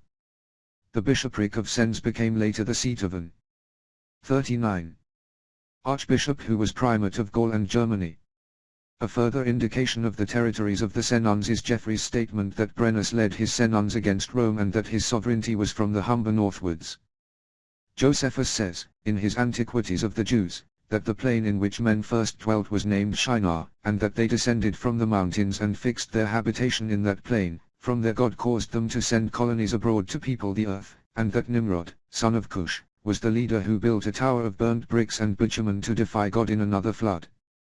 The place where they built the tower is now called Babylon. 22. The genealogical tree contained in the 10th chapter of Genesis is misleading, because its compilers persisted in using Noah as the founder of the human race, whereas the patriarchs and many of the prophets long preceded him. Ashur, for example, is included as one of the sons of Shem, although we are also told that Nimrod, son of Cush, was father of Ashur, and Cush was the son of Ham. Shem is also given as the parent of Elam, Arphaxad, Lud and Aram, otherwise daughter states. And we are furthermore told that Arphaxad was born to Shem 2 years after the flood, that he lived 438 years and was the grandfather of Eber, founder of the Hebrews, Genesis 11, 10, 14, whilst Josephus states that Arphaxad founded the Chaldeans. 23 All this confusion and division is due to the fact that these had nothing to do with pedigrees as such, but related to an entirely different matter. It is opposed to all factual and scientific knowledge, for instance that the Chaldeans, regarded as the earliest founders of civilization, as also the Hebrews, came into existence after the flood. Aram in like manner was the eponym of Arami, who were the Syrians, indistinguishable from the Chaldeans. It is in fact very questionable that the name Shem was related to any tribal descent but that properly it was related to Samos of Thrace. 22 Josephus, Antiquities, I, 4, 1. The allusion to the flood and the tower relates to a far later period, the one being antediluvian, the other post-diluvian. 23 Ibadai, 6, 4. 40. The Samothes of the poet Milton, which Samos, otherwise Ur of the Chaldees, became at a certain period the religious and ruling center of the Druids, over which presided Ham, otherwise the living archdruid deity Amun or Hermes, the center of the sacred hierarchy. It did not represent Semites in the modern rendering of the word at all. It meant followers of Samos or Ur. If we apply the foregoing to Babylon, it may also be contended that this ancient city existed, like Jerusalem and Damascus, and was not destroyed at the time of Noah's flood, the ostensible reason being that, when transferred to their true sites, all three cities lay along the eastern shores of Britain, and the great catastrophe wreaked its major damage in the lands of the west, traceable to this day, while those in the east escaped the worst. We know that Jerusalem suffered severely but was not destroyed, but we hear nothing of either Babylon or Damascus, both of which may have suffered from floods. It may be claimed with some confidence that the far-famed Tower of Babel was only erected after the flood in question. Josephus, it is true, reports that Nimrod said that he would be revenged on God if he should have a mind to drown the world again, adds, that he would build a tower too high for the waters to reach, and that he would avenge himself on God for destroying their forefathers. 24. The original Nimrod lived long before the flood epoch, and Nimrod can only be a synonym for the new ruler of Babylon. It is likely that Nebuchadnezzar was the speaker, for he was given to braggadocio and he either erected the Tower of Babel or reconstructed it to become the wonder of the world. Soon after the blast of Isaiah, which destroyed in a flash the vast enemy army outside Jerusalem, an embassy was sent to inquire of the wonder that was done in the land. 2 Chronicles 32:31, it may explain why King Nebuchadnezzar, in his reign, rebuilt the tower both as an observatory and a place of refuge. Isaiah implied a catastrophe to afflict Babylon at some later period. He pictures nations. 24 Josephus, Antiquities, I, 4, 2. 41. Assembled for battle, and how the earth will shake in the wrath of the Lord of hosts, of massacres and destruction, and finally that I will stir up the Medes against them, and that Babylon, the glory of kingdoms, the beauty of the Chaldees' excellency, shall be as when God overthrew Sodom and Gomorrah. Isaiah 13:17-19, the reference can only relate to the capture and destruction of Babylon by Xerxes of Persia. Jeremiah, in declaring against the idolatry of Babylon, says, Behold, I am against thee, O destroying mountain, saith the Lord, which destroyest all the earth, and I will stretch out my hand upon thee, and roll thee down from the rocks, and I will make thee a burnt mountain. Later on, he says, The sea is come up upon Babylon, she is covered with the multitude of the waves thereof, which prophecy he says was made in the 4th year of Zedekiah's reign when he accompanied him to Babylon. Jeremiah 51:25-42. These prophecies, if they referred to actual events, as we may presume was the case, record the destruction of the temple of Bel or Babel, as was accomplished by Xerxes and not before. The other recorded a tidal wave and an earthquake, for a typhoon is related to meteoric visitations and may easily have flooded the city. Nevertheless, both prophets were completely wrong in their prophecies that Babylon would be blotted out forever. Recall Isaiah's words, It shall never be inhabited, neither shall it be dwelt in from generation to generation. And Jeremiah 51:62, None shall remain in it, neither man nor beast, but that it shall be desolate forever. Why were they so completely wrong? Because St. Peter addressed his first epistle to the Romans from Babylon, in York. 42. To say more on this aspect at the moment would be premature, but the reader may be begged to bear 2 facts in mind in relation to the earlier times. Our sources of information are derived mainly from Greek or Roman writers, the works of Josephus, who wrote in Greek, and the scriptures written in Hebrew. The works of Josephus, most essential to the historian, are acceptable only subject to certain revisions, for much of his work in certain ways was doubtless tampered with by the Romans at a later date. Greek writers employed Greek names for men and geographical sites, as did likewise Josephus, and these names frequently fail to accord with the Hebrew, so require most careful investigation. Another most important factor to recall is that when Constantine the Great, as a political and religious act of major importance, established Christianity in the Roman world of the Mediterranean, every effort was used to change the venue of past history which related to the Jews and the beginnings of Christianity and to transfer it to an atmosphere free from prejudice, and thus to enable him to construct a new Jerusalem within the near vista of the Roman Empire and himself. The problem of how far Christianity was to be linked with the past history of Judaism was a question of deep concern. Origen, one of the early fathers, regarded the deity of the Old Testament as unworthy of worship, with its very intolerant Yahweh or Jehovah. Another important point to stress is the distinction between Syria and Assyria. Herodotus, like others, was confused between the two. In one passage he mentions the river Halys, which he describes as separating Syria from Paphlagonia, but he should have said Assyria. Also he, like others, terms the Cappadocians Syrians, whereas they were a branch of the Assyrians. 25 Actually, Syria and Assyria were separated by the river Euphrates, or Parath in Hebrew, now the North Sea, as shown later in this work. Syria included originally Aram, a part of Chaldea, and stretched at one time from northeast Scotland to the south of England, bordered westward by Cirencester, and included Dorset. It was often generalized by the Greeks as Phoenicia.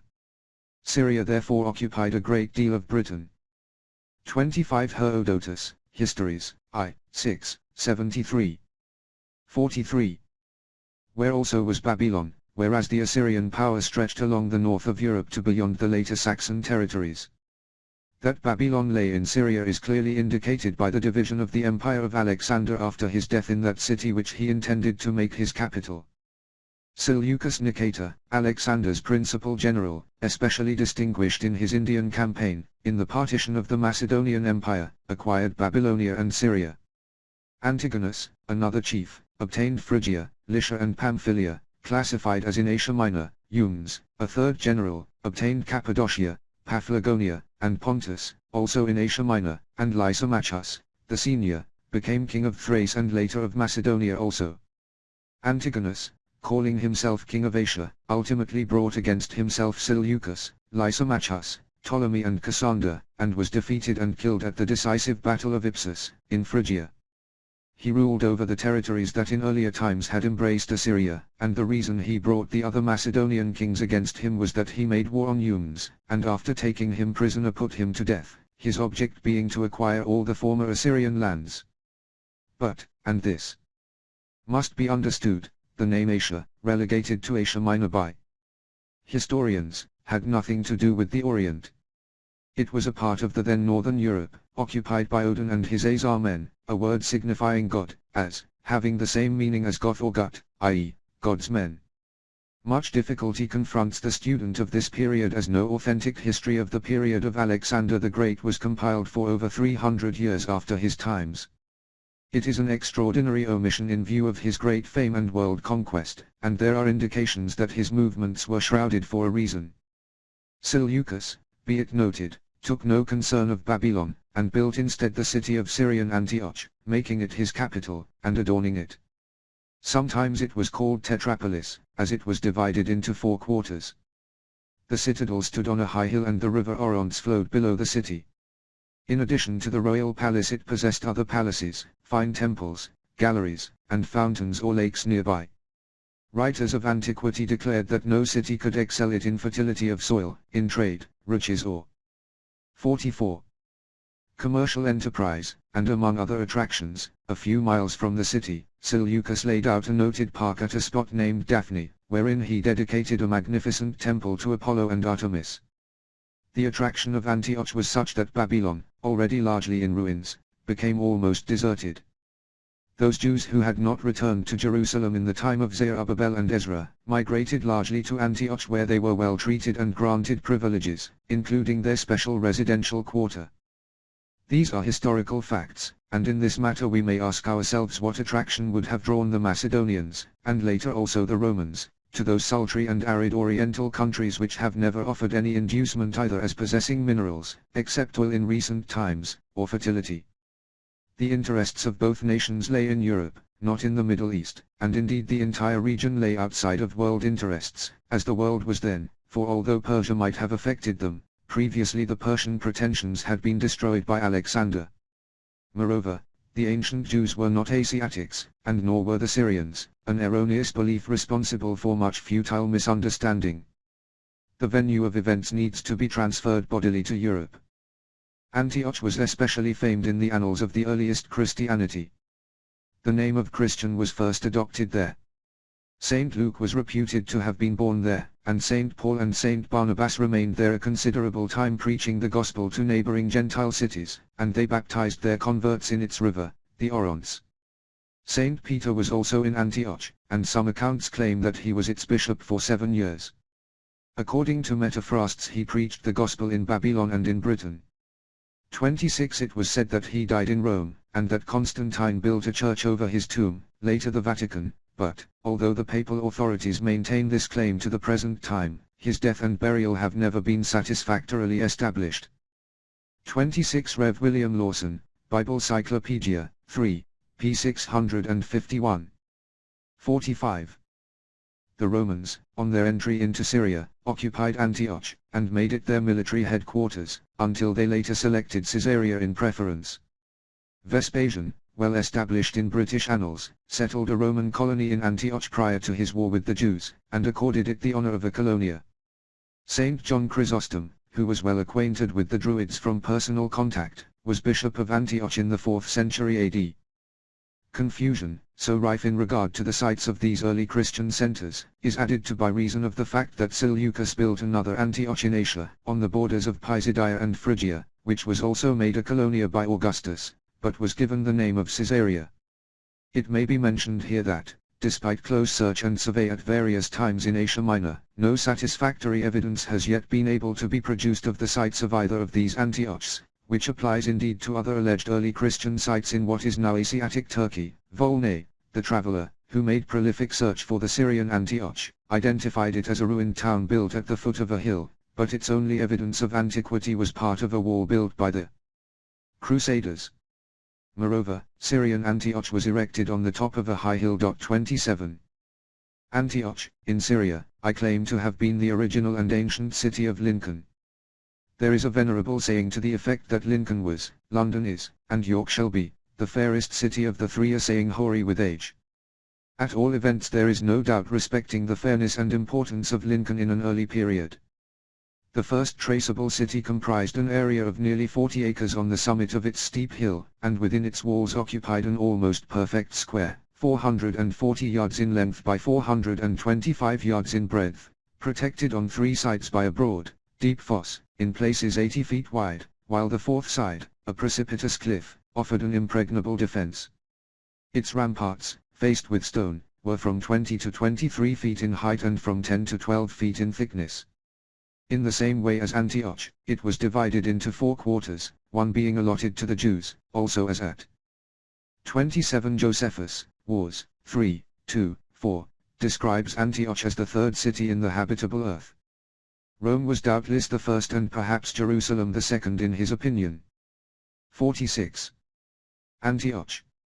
Its castle and principal buildings stood on the summit of this steep hill, and originally the river Trent flowed at its feet as in the case of the Orontes at Antioch.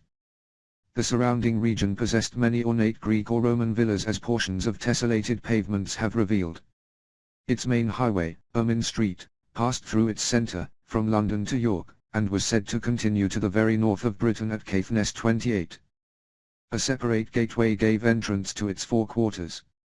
How many Roman legions may have been quartered there remains uncertain, except that the lower part of a large colonnade in the center of Bailgate disclosed tessellated pavements, altars, monuments, and tombstones, the latter mostly related to soldiers of the 9th Legion, which legion served with Vespasian in 69 AD on his proclamation as emperor after the death of Galba, when he sent to Britain for soldiers. 29. He was about to conduct the war against the Jews, but left Britain in consequence of the imperatorship, leaving his son to carry on the campaign.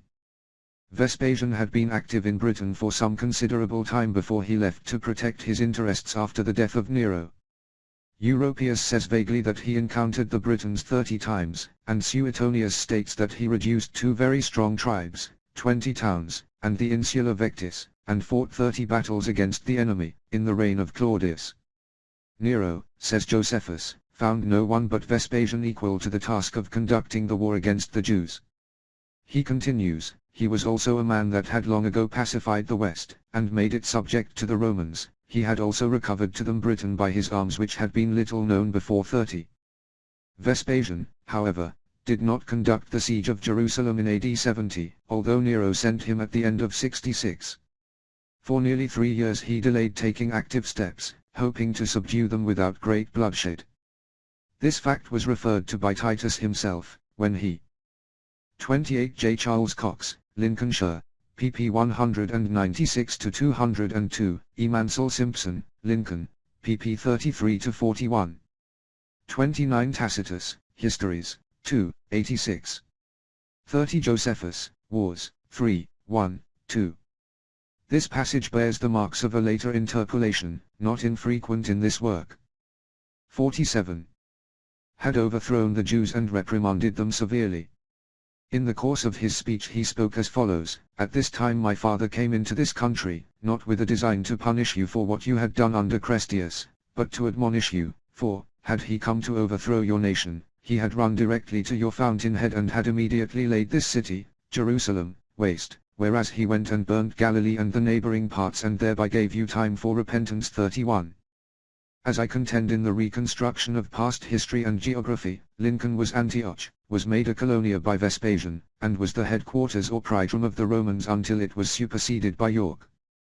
Professor Freeman stressed the importance of this honor by observing the high rank held by Lincoln among Roman cities, which it shared only with Cologne.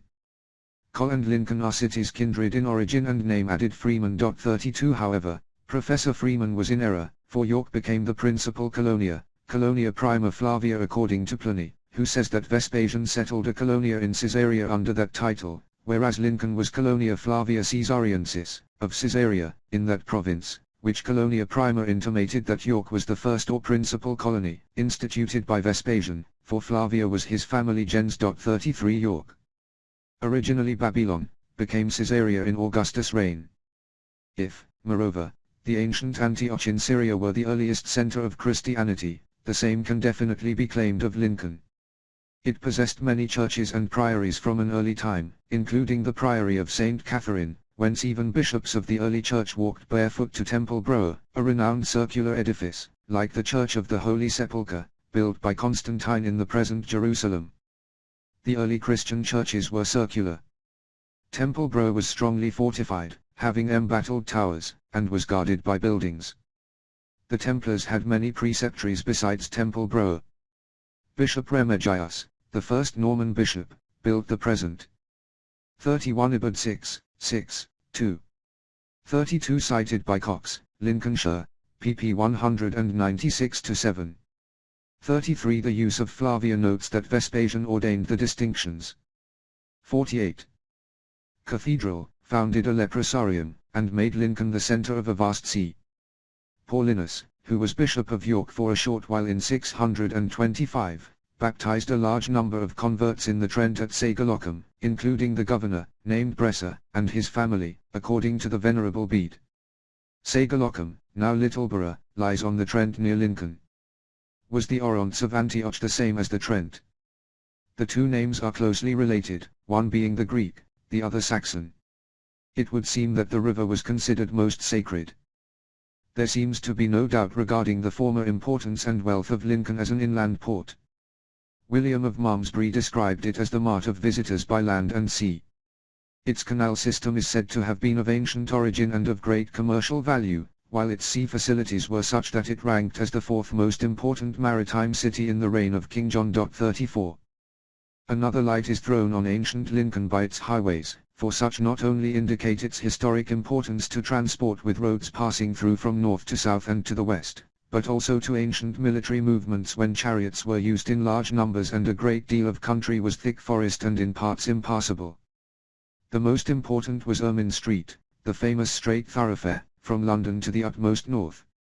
As it enters Lincoln it is still named the Strait, which recalls the event recorded in Acts, when Ananias, a disciple of Damascus, was told, "Arise and go into the street which is called Straight and enquire in the house of Judas for one called Saul of Tarsus." 35 It is very applicable because in this reconstruction of the past, Damascus, the great commercial mart and port, stood on the site of the present London.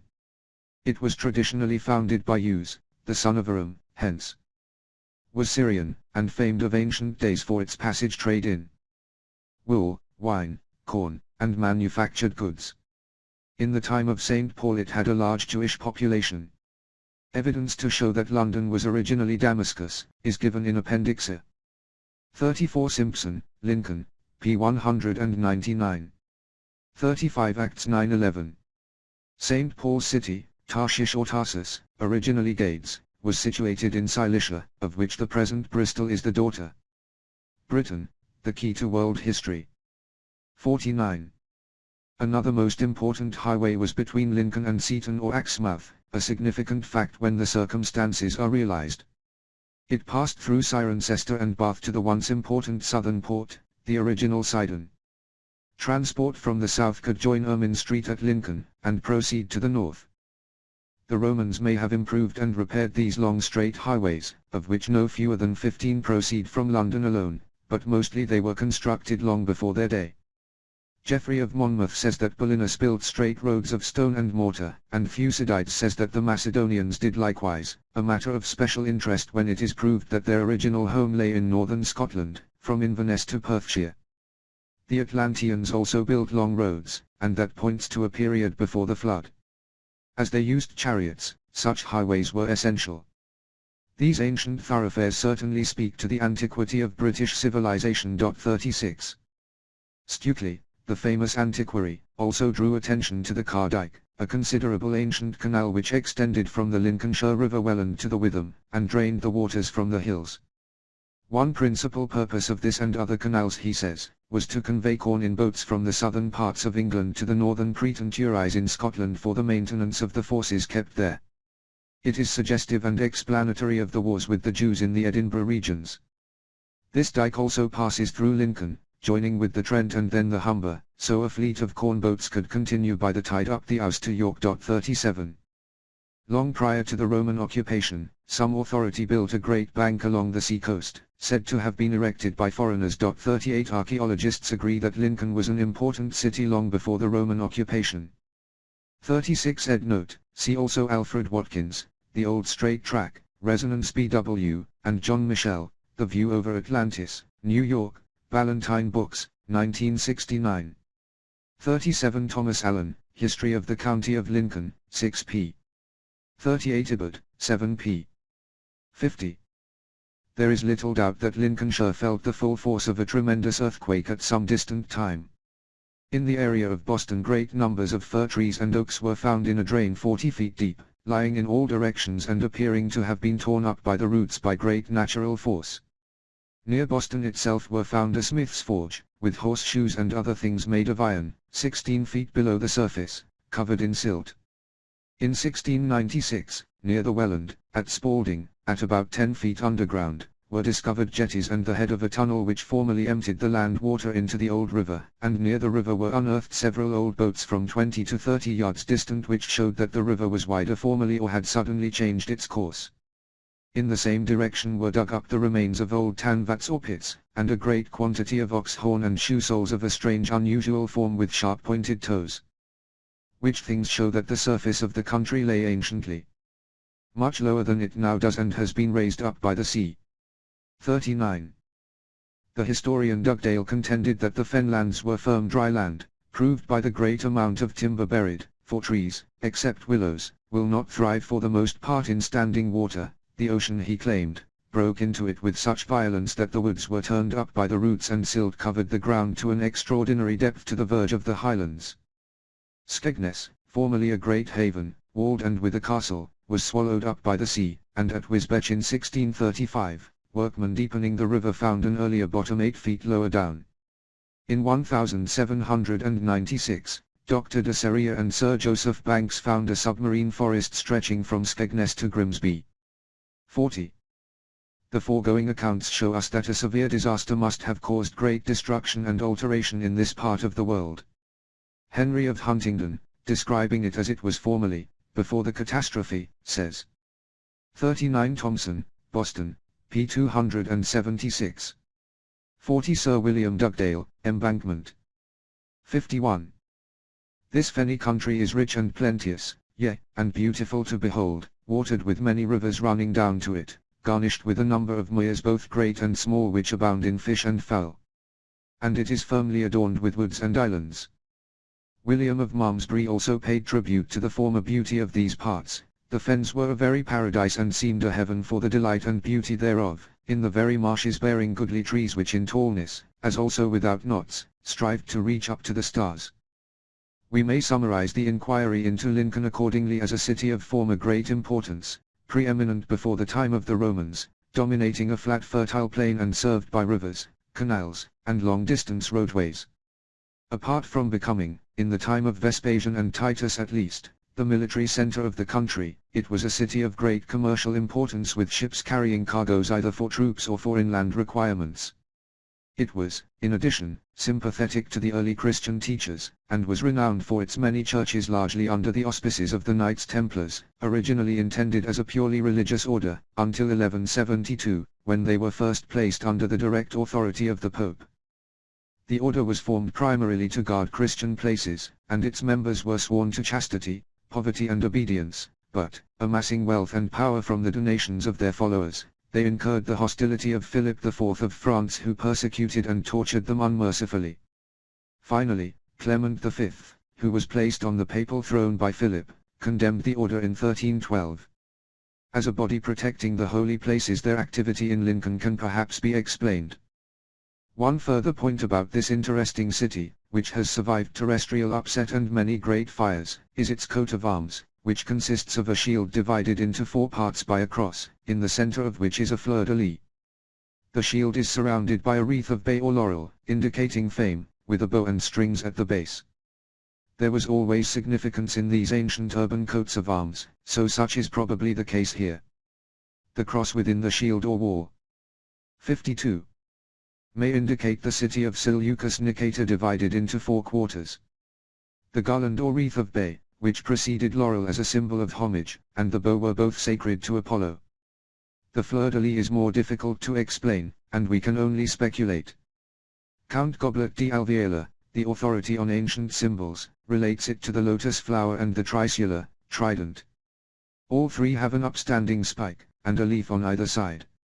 He inclines to relate it to the sun, but he shows with many examples that both the lotus and tricula were widely used in India, and remarks, in the centuries following the expedition of Alexander, it was Greek, or rather Greco-Asiatic art which influenced the development of Indian architecture and sculpture. 41. The founder of Antioch was Seleucus Nicator, who earned his laurels in India under Alexander. Did he then create the design, using the fleur-de-lis as his special emblem acquired from India, the 4 quarterings perhaps representing the city he built, and the bay leaves and bow in honor of his god, Apollo? With these facts and necessary surmises, we come to the crucial question whether Lincoln could be original city of Seleucus, Antioch in Syria. As classic and Bible history are normally interpreted, it is impossible, indeed fantastic, but as we are in search of the truth we must reject orthodox dogma when it proves faulty and misleading. The orthodox mind refuses, for instance, to regard Atlantis as more than a mere fable, for otherwise all its dogmatic tenets would be upset, and they must remain sacrosanct. The orthodox is too frequently a case of the blind leading the blind. Orthodoxy is at the mercy of a period when geography was not a science, with reference works scarce, unknown or misinterpreted, while behind all lay concealed a deliberate intention to mislead the world for specific reasons. In the early days of Christianity many priceless works were committed to the flames, with the library of the Ptolemies deliberately burned by fanatical monks. The Renaissance and Reformation gave little or no help in these matters. 41. Count Goblet d'Alveola, The Migration of Symbols, Resonance BW. 53. Josephus is almost the only exception. He is an invaluable authority on the history of the Jews, of whom he was one. His work was allowed to survive the Holocaust because he did not spare the Jews in describing their wars with the Romans. He also paid lavish homage to Rome, as we know, and after the fall of Jerusalem he accompanied Titus to Rome, where he lived and died. Nevertheless, there is strong evidence of tampering and of interpolation in his works in many places. His references to Christ in the Antiquities of the Jews is generally regarded as an interpolation. There are many such. In one instance we find Titus accredited as saying to the rebellious Jews, "Have you stronger walls than we have? Pray, what greater obstacle is there than the wall of the ocean with which the Britons are encompassed and yet do adorn the arms of the Romans?" 42. Agrippa is supposed to have said, 30 years earlier, of the rebellious Jews, "They were encompassed by the ocean and inhabited an island not less than the continent of this habitable earth." 43. Did both think alike about this gem of hyperbole? There were no Roman walls in Britain until after both had long been dead. Agrippa's speech reeks of interpolation. These are but 2 of many such examples. But now to return to Lincoln, we have seen that it corresponds to Antioch in all essential particulars, which could scarcely have been duplicated. Situated on a high hill, like Antioch, with the river Trent flowing at its foot, like the Orontes, with waterways pointing to its importance as a commercial port, the city divided into 4 quarters exactly as in the case of Antioch, in a situation to be able to service the Roman armies in their wars with the Judeans until Caesarea superseded it, placed in an ideal position for keeping watch and ward over the South and Midlands, and situated, as will be seen, in the original Syria. Its site fits into its proper place.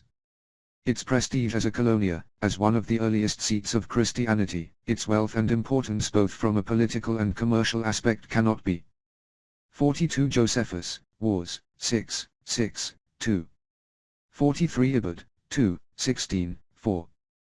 54. Doubted, its castle, its early church, signs of ornate villas and wealth, a series of great camps at Caen, Honington, Hoe Hill, etc., and other Roman stations at Horncastle, Ancaster and Caister, all speak of the former importance of this ancient city. In AD 115, Antioch was almost destroyed by an earthquake, said to have been one of the most appalling in history. The Emperor Trajan, who was staying at Antioch, escaped only with difficulty from the room in which he sought safety. Records of the period are so poor that we possess no actual record of whether Trajan visited Britain, though his name is represented at York by an inscription relating to the 9th Legion in AD 109–10. There is reason to believe that the Roman emperors visited Britain much more frequently than such few stories told by, for instance, Augustus, of whose presence there was no record, only certain allusions by Roman writers. If the earthquake in question, related to Antioch, were that which devastated Lincoln and the Fen lands, it agrees with a more suitable period than that reported comparatively late in 1185. The question of the site of Antioch is closely wrapped up with the position of Babylon. Both came under the jurisdiction of Seleucus Nicator, and Babylon lay properly in Syria, certainly not in Assyria. In the normal way, Babylon would have been his capital, had he not preferred to build his city of Antioch, which certainly implies that geographically the two places could not have been very far distant from one another. His reason for so doing may have been governed by the fact that Babylon had drifted largely into decay when Xerxes stripped it of its wealth and left it in a ruinous condition. Alexander himself, it is true, had stayed for some months in the castle or palace, and intended to restore it in a grandiose style, and to make it the new capital of the Macedonian Empire, had not death claimed him so early. It is equally true that Alexander may have been influenced by motives which did not affect Seleucus. But the facts demonstrate that the two cities could not have been far apart from one another. Yet what could be more divorced than Babylon from Antioch in Syria as defined in the Near East? Any atlas will show us that. 55. Babylon lies, or its supposed ruins lie, over 750 miles east of the dubious Antioch, the two separated by a waterless, uninhabitable desert even less inviting than the Sahara, which possesses at least a few oases. How could a site so alien and separate have been the capital of Syria when so utterly divorced from it, to say nothing of Babylon's wealth and power in the time of Nebuchadnezzar?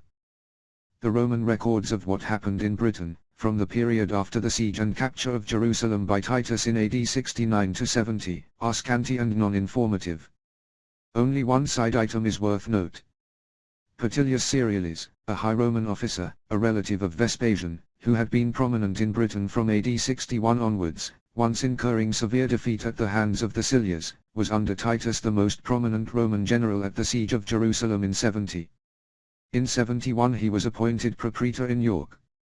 Are we to suppose that he was skipping from one end of the ancient world and back again in the days when travel outside the Roman Empire was perilous, and undertaking what was in any case a considerable journey? Similarly Julius Severus, in 134, was in command of the Roman legions in Britain, his headquarters at York, then famed as Caesarea. He was dispatched by Hadrian to put down an insurrection of the Jews. We are supposed to believe that the emperor removed his general from Britain to the other end of the empire to fight the Jews. Hadrian himself, who visited York, probably more than once, appears to have directly inspected the arrangements he had instituted to keep the Jews behind their own wall until they were at length utterly defeated and expelled from their country. All this happened in Britain. It is a curious fact, but there exists scarcely a recorded trace of hostilities between the Britons and the Romans during the years AD 68 to 134, in the south, at least. In the north, across the border, there was never quietude. The northerners fought with indomitable courage against great odds, inspired by hatred of the intruders who had struck at their freedom. The victories of Vespasian, Titus, Agricola and Cerealis came and went, but made little difference to their unrelenting struggle, until 56. The time of Hadrian, who destroyed Jerusalem, Edinburgh, and its temple and expelled the Jews once and for all from their country, and caused them to be dispersed to other parts. This, however, is premature. It has this bearing on the situation of Antioch, inasmuch as, if Lincoln were Antioch, and York, originally Babylon, were Caesarea, both in Syria, adjoining the country of the Judeans, in Edinburgh, they all fit together into the history, as they must do. If we go further back, to the first Roman clash of arms with the Jews, it was in 63 BC when Pompey, who had been fighting in the region of Pontus, the Baltic, not the Black Sea, went to Damascus, London, and compelled the rival kings of Judea, Hyrcanus and Aristobulus, to enter into an armistice. Later he marched towards Jerusalem by way of Korea, on the southernmost boundary of Judea, really Syria, and pitched his camp at Jericho, Erech, York, and finally proceeded to Jerusalem, which he besieged and duly captured. Thus the Jews lost their independence and became for the first time tributaries to the Romans. 44. The reader here will naturally ask how this can be explained away, since we have always been taught that Julius Caesar was the first Roman ever to set foot in Britain. That depends on what the Romans themselves intended by the name Britain or Britannia, and also what the natives in those times generally intended by it. Tacitus, for example, says that Caesar was the first Roman to lead an army into Britain, but his own works relate solely to the wars of Agricola against the Scots beyond the Boditra or 4th.45 BOECE. The Scots historian says that Caesar invaded the regions about Stirling, and it seems that he did so. 46 The name Britain came from the north, originally Britain, or, as some believe, Cretan. 47 The Brigantes, who called themselves Britons after Brutus, migrated southwards comparatively late, but their original territories in Britain were in Scotland, Albany or Albania, which embraced Perthshire, Fife, Stirling, and southwards to the 44 Josephus, Antiquities, 14, 3, 4. 45 Tacitus, Agricola, 13. 46 Hector Boece, Historia Scotorum. 47 See by Gilo, Hitchhiker's Guide, for discussion on the transposing of P/C, or K, or Q. 57. Solway Firth. The various tribes in what is now England went by their own tribal names under native rulers. Josephus uses Bible names or often Greek names of countries and cities and people. This is a very important distinction, which must be appreciated in order to reach a true understanding of past history in Britain. I introduced Pompey's invasion for a certain purpose in order to clarify topography. When he marched onward, doubtless following the usual Ermine Street which started from Damascus, on reaching Coria, he made his temporary camp at Jericho, renowned in the Old Testament as a walled city of great size and strength. Coria lay in the south of Yorkshire, near the Humber. The Corytani were a tribe in Lincolnshire, also in the Damia region of Stirlingshire. What more wrongly places Cory near Market Weighton, the name appearing in the Ita of Ravenaz, but it related to where now stands Doncaster, just inside the Yorkshire border. Corrie, or Kaya Corrie, now Doncaster, was where Hengist built his castle of Corrie, according to Geoffrey of Monmouth. 48 On this showing, Judea, in BC 63, extended almost as far south as the Humber. It was, however, in the past, Syrian territory. Of Jericho there is more to be said subsequently. When he was in this region, Pompey decided to cause certain maritime cities or ports to be repaired, including Jerusalem's port of Joppa, still a port of Edinburgh, Dora, Old Door, Flamborough Head, once a port, and Strato's Tower, all properly placed between York and Edinburgh. Strato's Tower, as Josephus explains, was subsequently rebuilt by Herod as a magnificent city. 49 He adorned it with harbours and temples, and changed its name to Caesarea, some 40 years after Pompey's conquest. Strato's Tower is one of the vital clues to the past. Herod, both admired and hated by the Jews, from whom he mainly derived his immense revenues, rebuilt this city, curiously named, in 48 Geoffrey of Monmouth, History of the Kings of Britain, 6, 11. 49 Josephus, Antiquities, 15, 9, 6. 58. The very south of the then Judea, which adjoined the sea. He erected many buildings of white stone and most sumptuous palaces and laid out an outer and an inner harbour, always, says the text, sheltered from the sea waves as conveniently near the city, with a double station or harbour for mooring ships. The entrance from the sea was protected by a mole against the great waves, and there were stone buildings and storage places for cargoes from abroad. For adornments he had set up 2 enormous colossi or images, one of Augustus Caesar, the other of Urbs Roma 50. Urbs Roma depicted on an ancient Roman coin. This great work took some 12 years to complete. It was a curious operation, even more curious when fully realized. To begin with, Strato's Tower did not properly belong to the Judeans at all. It lay in Syria, but with the decline of that state and the increasing power of the Jews, it had been occupied by the latter, although there was constant friction between the two. Secondly, the great expenditure on Strato's Tower by Herod did not benefit Jerusalem, nay, it was a competitor of Joppa. Thirdly, The erection of the Colossi of Augustus and of Urbs Roma was not only a clear indication of homage to the imperial Caesar, but it offended the Jews themselves, for they regarded such images as forbidden by their faith.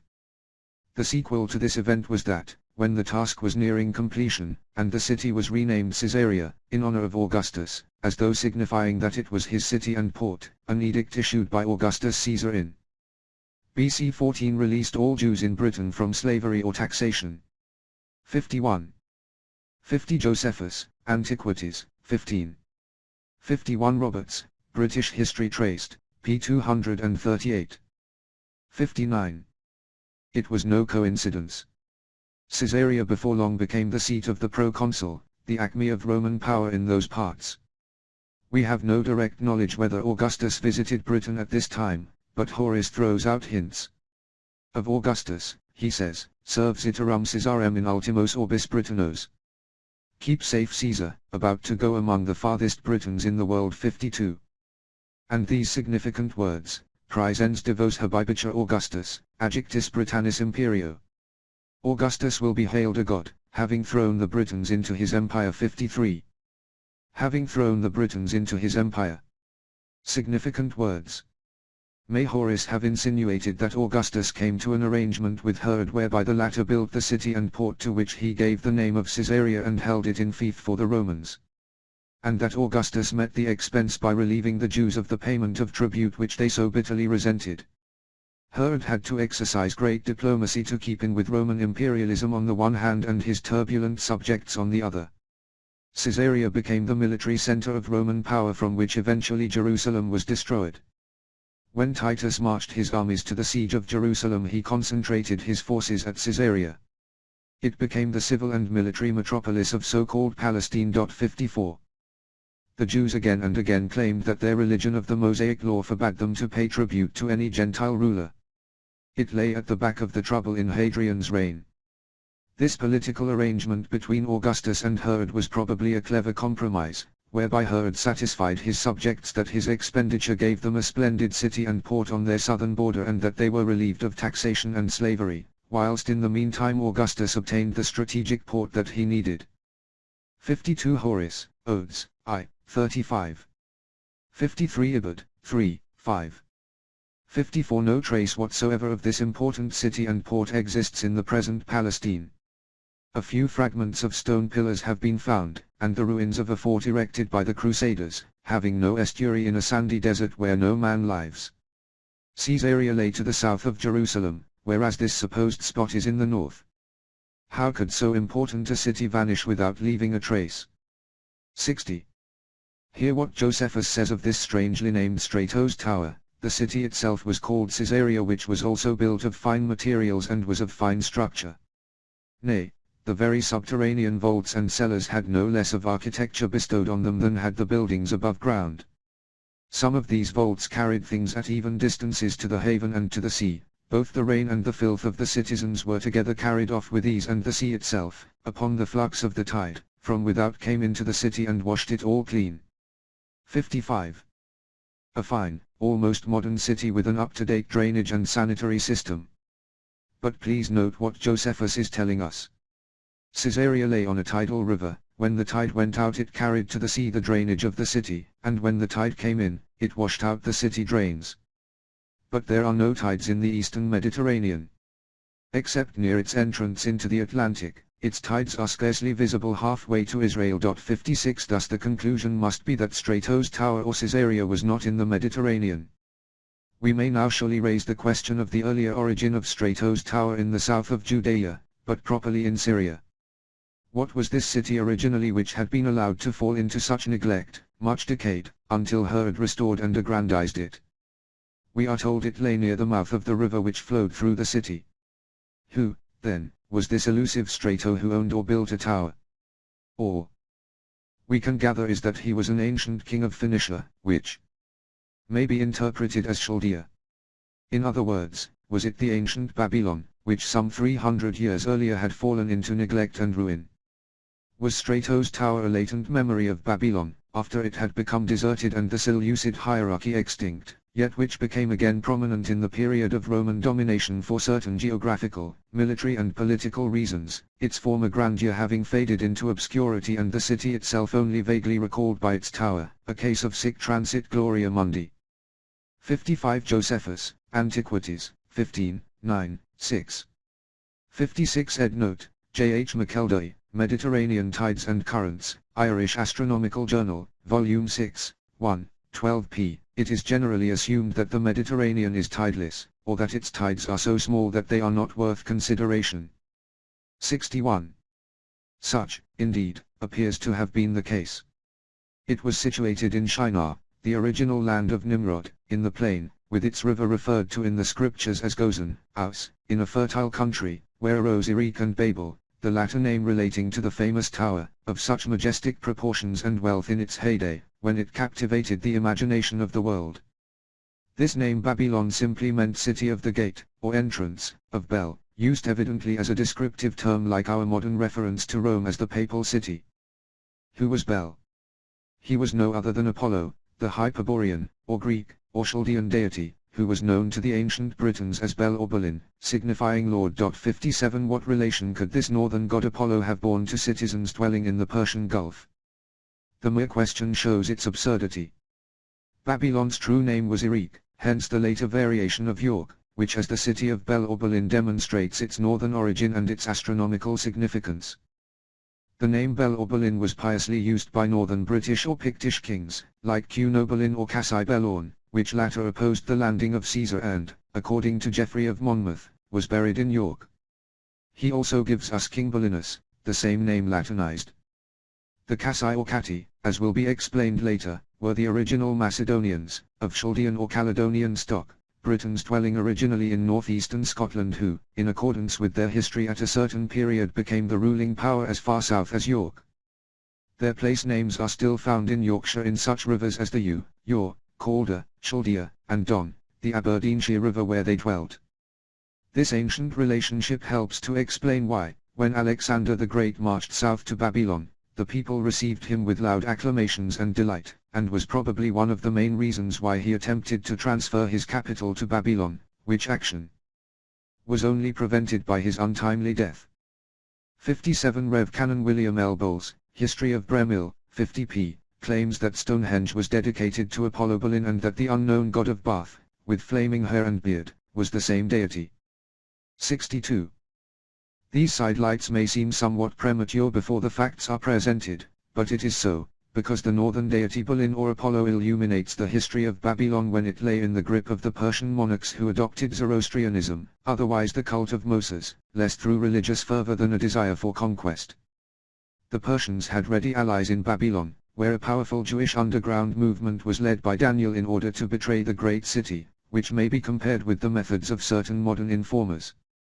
As yet, however, the evidence has mainly endeavored to show that Babylon was a city of Shinar or Syria and not Assyria, that it lay in a state of ruin when Seleucus Nicator obtained possession of Syria, that he made the hilltop city of Antioch his capital in preference to Babylon, and drew away a large part of the population from the ancient capital which then steadily declined under various tyrants and eventually became known merely as Strato's Tower, that the Jewish kingdom, whose power advanced as that of Syria declined, obtained possession of it, and that the Romans, in the reign of Augustus Caesar, by a private political arrangement with Herod the Great, restored it, made it a fine port, and renamed it Caesarea. It scarcely needs to be repeated that Erech or Babylon, later called Strato's Tower, and lastly named Caesarea, was the ancient York, the eternal city, if such a description were ever applicable, visited by numerous Roman Caesars and emperors, from Pompey onwards, including, it would seem, Augustus, Vespasian, Titus, Hadrian and Trajan. The Emperor Severus died there, and his son and successor Caracalla was assassinated there by Alectus. Constantius, who made it the capital of the entire West, and also died there. Constantine the Great and Maximus were both proclaimed emperor there. It was a very great historical city, frequently damaged and destroyed, suffering all the vicissitudes of fortune, and, though venerable, in age beyond all others, yet remains today eternally young and vital. 63. 64. Chapter 3. The city of Nebuchadnezzar. Of the early Celtic inhabitants of the country,